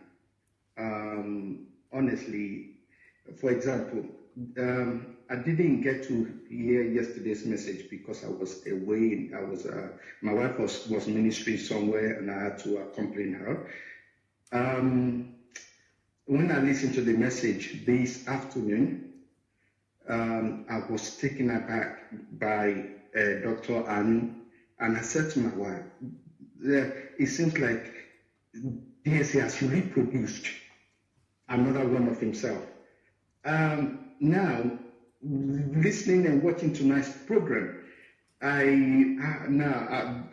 cannot escape it. I have to challenge myself in reading many books now, because, boy, I just want to thank God for your life, because the way you've been able to package things, and you know what you are doing, and you are going to do it outside the politician, the political issue of Nigeria. That is really wonderful, because if anyone relies on the political people to help them in Nigeria, he's just wasting his time. Yes. And I can tell you. I will tell you an example of myself. Right. Around 1982, my father was able to establish what is called Adediran Steel and Wire Industry. And then it used to be Oyo State. Now, then, at that time, the company was valued at $10 million. I've heard of that. I've heard of that company before. It was very big. Of course, yes. It was very, very big. Only 3 of them in the West Africa. Wow. Only. Yes. Now, the business ran into trouble in 2007 based on the loan that was taken out in 2004 from the Bank of Industry. I did not know about it. My dad didn't tell me about it at that time. I'm also the director. But what I'm trying to get at is, when my father passed away in 2011, I've been in and out of Nigeria. I've gone to Bank of Industry. I said, listen, you close this company down. I want to pay the money back. Help me to pay the money back. And the way you can help me to pay the money back is for you to open grant us permission to open the business, start running it. Do you know what's up? No. Until you bring 350 million naira down. I said, this is nonsense. You close the company down only for a mere 80 million naira. And it was working. And I'm saying now, with a new management skill, new management idea that I'm ready to bring in, and we still have raw materials to produce for another 3 months on that premise, they still say no. Now, that is, and the people I was talking to, I was engaging with, they are PhD holders. Wow. Now, the Nigerian situation, it does not make sense. It does not make sense. I don't know who they have running the show. The Bank of Industry Risk Management man was more interested in saying, you know what, my generation, we continue to fight you guys, and if you pass away and we don't pay this money now, another generation will come and fight the Adediran Steel and Wire Industry. I said, I'm not here to fight. I'm here to help you pay the money back. So those are the mentality of the people running Nigeria. Something is wrong. But when you are now bringing my contribution, and when you are bringing this style in, and you are going to be able to train people, change the mindset, orientation of the people. Sir, kudos to you, sir. And Dr. Anu, wow. I salute you.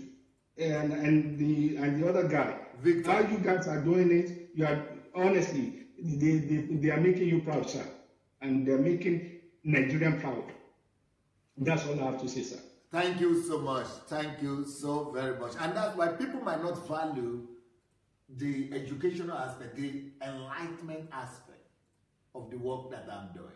And they think I'm not doing anything. Whereas I think this is more valuable than even bringing billions of dollars to Nigeria.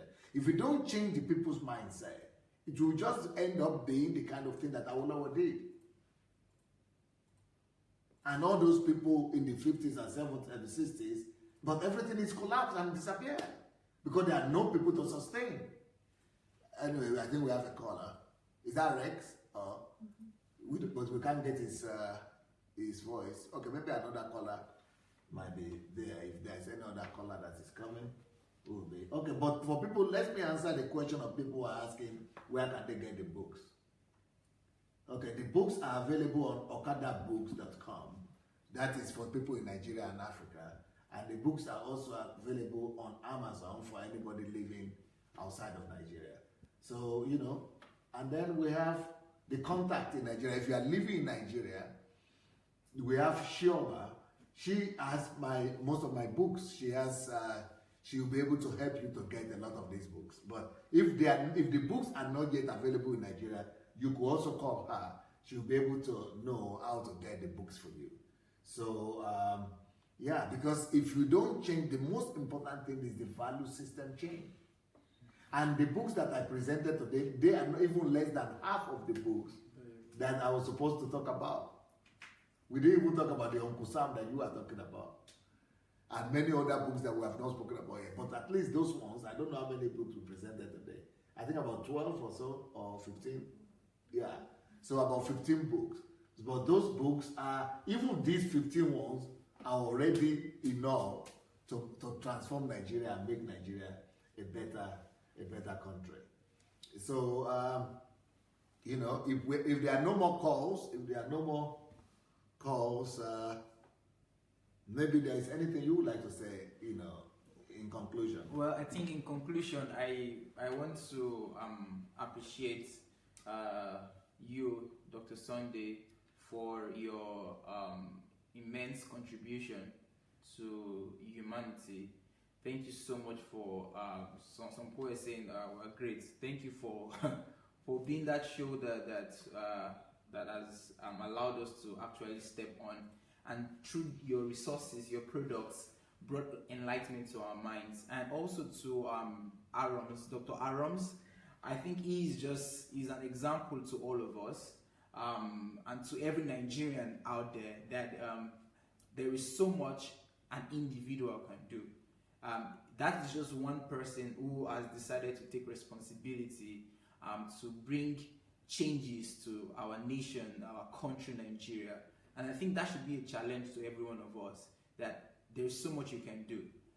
There's so much you can do. And if we all would take that responsibility and begin to make decisions to actually convert most of our ideas into tangible products for the progress of our nation, Nigeria, then we can actually see the Nigeria of our dreams. So thank you so much for the opportunity, Pastor. It's always a huge privilege that we don't take lightly. Well, thank you so much, everybody. It's been nice to be with you guys. If you didn't watch the first part of the video, please go ahead and watch it. Go and watch. We have part 1 and part 2 today. So independence, Nigeria independence, part 1, part 2. And so the whole day today is devoted to independence. In the morning, I had an address, an independent message to all Nigerians. And now, you know, this is, you know, I spent like how many hours? 3 hours now, 2 hours before then, 5 hours just talking about this. So thank you so much. Have a wonderful day. Tomorrow we'll resume our topic on the spiritual attacks, how Satan attacks people. But today was Nigeria's independence, and we needed to celebrate Nigeria and give direction to the nation. And we believe that these contributions are not just for Nigeria, they are for any other country that is out there, you know, that's interested in, you know, pulling their country out of the, you know, the situation where they might be right now.